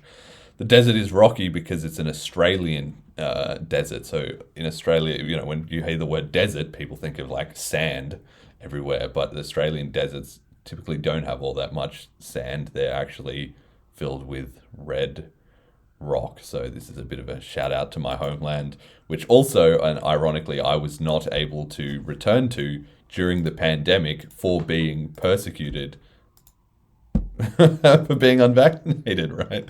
So it's just it's all a bit of a mess in that regard. On faith like a wizard. Oh, here we go. Look at this in the video clip. Kyla in the Berg. Sometimes I sit back and ponder how great America would actually be if a new COVID variant wiped out every single unvaccinated person in the US, leaving only the caring, educated, selfless people with common fucking sense. Posted on the 28th of November 2021. So this is just a classic NPC take right here. You know, she literally cannot fathom the irony of her words, that she's talking about people being caring and educated and selfless and having common sense, yet she's advocating for a COVID variant to wipe out all the unvaccinated people, the ones who are actually the most fine in general, and how great America would be if all the opposition was just destroyed. Like, unfortunately, the NPCs don't understand that they are the NPCs. And also, just in hindsight, I think this just looks horrific. There was so many takes like this, so I just have these two examples here to prove that this was not just some, you know, in hindsight it will probably be rewritten something, oh, it wasn't that bad. Yeah, yes it was. Yes it was. Which, in the heat of the day, is when the desert rock speaks. And Lindy's my friend. All right, Lindy is my friend. So who's Lindy? So Lindy is from the Lindy effect, which has been popularized by Nassim Taleb, which is that Lindy is sort of the person of time. So as time goes on, Lindy sorts out good things from bad things, right? So the pyramids are 5,000 years old or whatever. So if you had to bet on what would still be around in 5,000 years, you would probably bet on them because they've already been here for 5,000 years. So they've got the best chance of still being there in 5,000 years, as opposed to betting on something new. You know, something that's new is actually less likely to still be here in 5,000 years than something that's already 5,000 years old, because that's already proven that it can resist the passage of time. So Lindy's my friend because as time goes on, the whole mission to change global reserve currency gets easier and easier, which I've talked about many times on the show. People can't unlearn about Bitcoin. They can't unlearn how it works. They can't unrealize that it might have some economic utility to it. They can't, very few people ever sort of go backwards on their Bitcoin journey. Of course, some people do and then become a bit salty and then take a couple steps back, but they're still just caught up in the crowd rushing past them, of everybody slowly realizing they've got to adopt it as global reserve currency. Lindy's my friend because burning my life to a crisp. So you've got burning and crisps here, so that's also evocative imagery of the sun and everything, which matches with the video here, Kaneda, as he's looking into the sun and just realizing it's all over. So this also being the end of the song, that's quite appropriate. Burning my life to a crisp is something no one else living can revoke or rescind. Okay, so here's me in the sunlight, which is cool. So that comes together. Burning my life to a crisp is something no one else living can revoke or rescind. So just like a Bitcoin transaction, once you've done proof of work, there's no one able to take it back. So this is, again, tying to the religious imagery. We talked about Anubis and judging people in the afterlife, right? A god maybe could change the proof of work that I've done for Bitcoin Cash, or that I will do in the future. But once I've done it, nobody can take it away. I'm burning my life energy and my time to make this mission happen. But once I've done it, it's impossible to stop it. Like, nobody can get rid of the existing literature of the podcast and the songs. They're out there, and they'll always be echoing forward in time. So a god would be required to undo things. So that fits with the mythology. You've got the alliteration of revoke and rescind. Note that revoke is also frequently used in system ops database administration when discussing user permissions. So that calls back to databases that we were talking about before. When there's nothing else left. Okay, the shot also, this was also kind of a coincidence, but it fit really nicely. You've got the contrast of me being like, come at me for the whole world. And once again, you have the reverse perspective of Leonidas as he's about to get wrecked by the whole Persian hordes. It's kind of the same story for him. Once he'd done the proof of work, the story was just immortal, and we still talk about it today, right? And it was famously made into that movie. The Persians consume the Greeks. Okay, so when there's nothing else left, so quite dramatically appropriate, says this is literally the last stanza. So there's literally nothing else left, but also metaphorically, what do you do when you don't have enough energy, when you're completely done, you know? And that, again, it's a callback right to the start where we had Goggins saying, so I started realizing that if you can just find strength just a little bit longer, right? Even when you're completely down and out, if you could just go a little bit longer. So once again, everything is coming full circle and tying back into the start. The Persians consume the Greeks. So we've talked about 300 has been mentioned. It's been in the video clip. Xerxes has been mentioned. So the Greeks all died, right, at Thermopylae. But they bought enough time delaying the Persian army for political disagreements to be resolved in Sparta and prepare a defense, thus saving Greece and changing world history. So in the same way, the original minority of big blockers were wiped out in the block size war and removed from the BC side of things by a far more powerful enemy with a backdrop of political corruption. But the sacrifice brought enough time for BCH, and in hindsight will be remembered as a similar last stand victory, even in a short-term defeat. And of course you had it matches up with the video clip there. Then you have this from Heroes. So let the sun rise. So this clip here is from the Heroes opening, the Heroes intro, right, that plays at the start of every episode. So it's giving the sense that everybody can be a hero. Everyone in Bitcoin Cash, that's kind of what the theme of the show Heroes is about. Ordinary people suddenly discovering they have the power to change the world and so forth. And here it is. And of course, it's famously an eclipse, right? With the sun rising in the background. So once again, sunrise. So let the sun rise. So that references the title of the song and completes the story of Bitcoin Cash seeing the dawn of a new day, right? The community has found a new lease on life and will carry forward. You also have a nice bit of wordplay that you can take it as, so let the sun rise, or so let the sun rise. Either it can either be a one-word noun or a noun verb two-word combo. So it's the latter. It's let the sun rise, but the former almost fits. It fits conceptually, but not grammatically. But it's I tried. It's a nice attempt. And I'll fly on my wings. Okay, so let the sun rise, and I'll fly on my wings. So now we have an allusion to the story of Icarus, the mythological figure who flew too close to the sun. So not only does this tie to the sun theme and title of the song, but also the wings theme at the start of the third verse.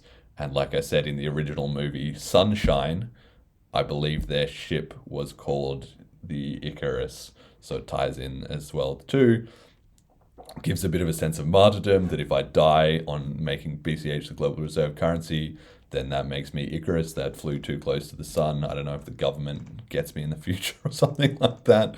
Hopefully not, but it's possible. And if it happens, well, it will just make this lyrics even better.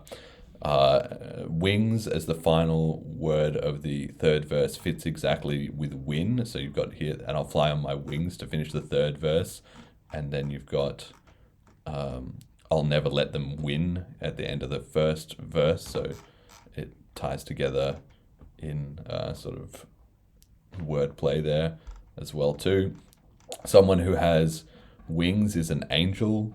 So that was mentioned at the end of the first verse, like Satoshi's Angels, the BCH community that I shouted out at the end of the Disloyal. Shout out to them. They haven't really been as active recently from what I'm aware of, but they were a huge part of BCH history, and even just the name Satoshi's Angels is fantastic. I always thought that was amazing branding.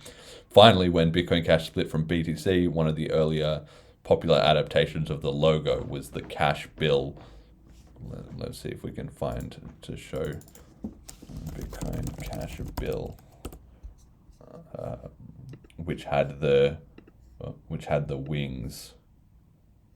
Bitcoin Cash bill logo. Yeah, sort of like this. It has the wings here on the side, and then over time the community has realized it's smarter to just chop that off and change the color to green, to even like here and then like here, to differentiate it more from BTC. So that's also a nice little historical tie-in. So let the sun rise and I'll fly on my wings. So that's it. And we've got a little bit left of the video clip. So here's me closing off the camera.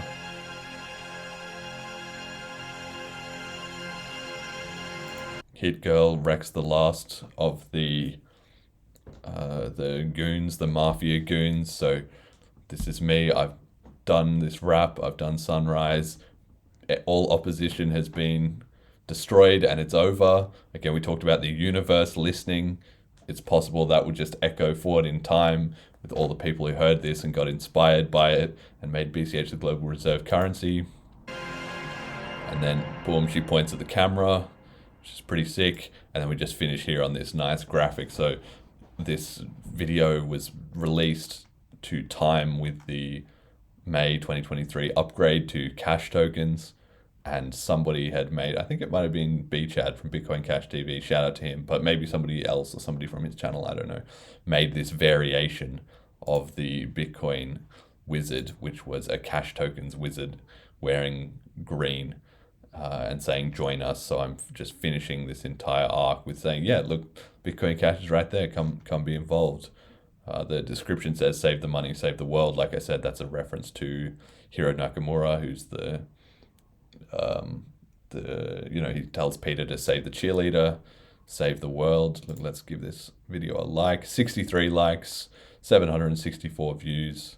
Not too bad. I'm sure that can only tick up over time. You could download the full song in the description, and you can check out the Cash Token subreddit if you want to talk about that. So yeah, that pretty much does it. That is probably going on 3.5 hours at least of discussion of what all of these lyrics and things meant. I'm sure you can see that there was just every line pretty much was related to things and had references upon references and so forth. Like I said at the start, I love media that has that kind of stuff. Now in my other songs, like in Disloyal and Changing the Game, there is some of this, but nowhere near the depth that there is in this one. I don't know how many times I can make a song like this, or it does take a lot of extra time to have a grand story worth telling to that same degree, and putting all the different lines and references in there. yeah, so how to wrap this up? Once again, a shout out to Marcelo, who has been instrumental in encouraging the podcast and funding it, and I know particularly enjoys this music, and I've promised him for a while that I would make this video, so I do always deliver like a Lannister. I always pay my debts, just a question of when I get time to do it. I hope that was insightful. I hope everybody who listens to Sunrise can listen to it again and get a bit of fresh perspective on it, maybe see it in a different light and share it with somebody else who's interested in it. And yeah, Bitcoin Cash, got to make it the global reserve currency. It's the end of January 2024, so big year ahead. All right, that'll do it. Tune into the next episode, and if you're passionate enough about BCH to have listened to this whole thing, you really should be coming to Bliss. I'll see you at the 2024 upgrade celebration day for in Slovenia. So check out www.bliss.cash, buy a Jessica NFT ticket. There you go, full circle once again. The cash tokens upgrade that we implemented then is now live and in production, and be part of it. All right, that's it. Ciao.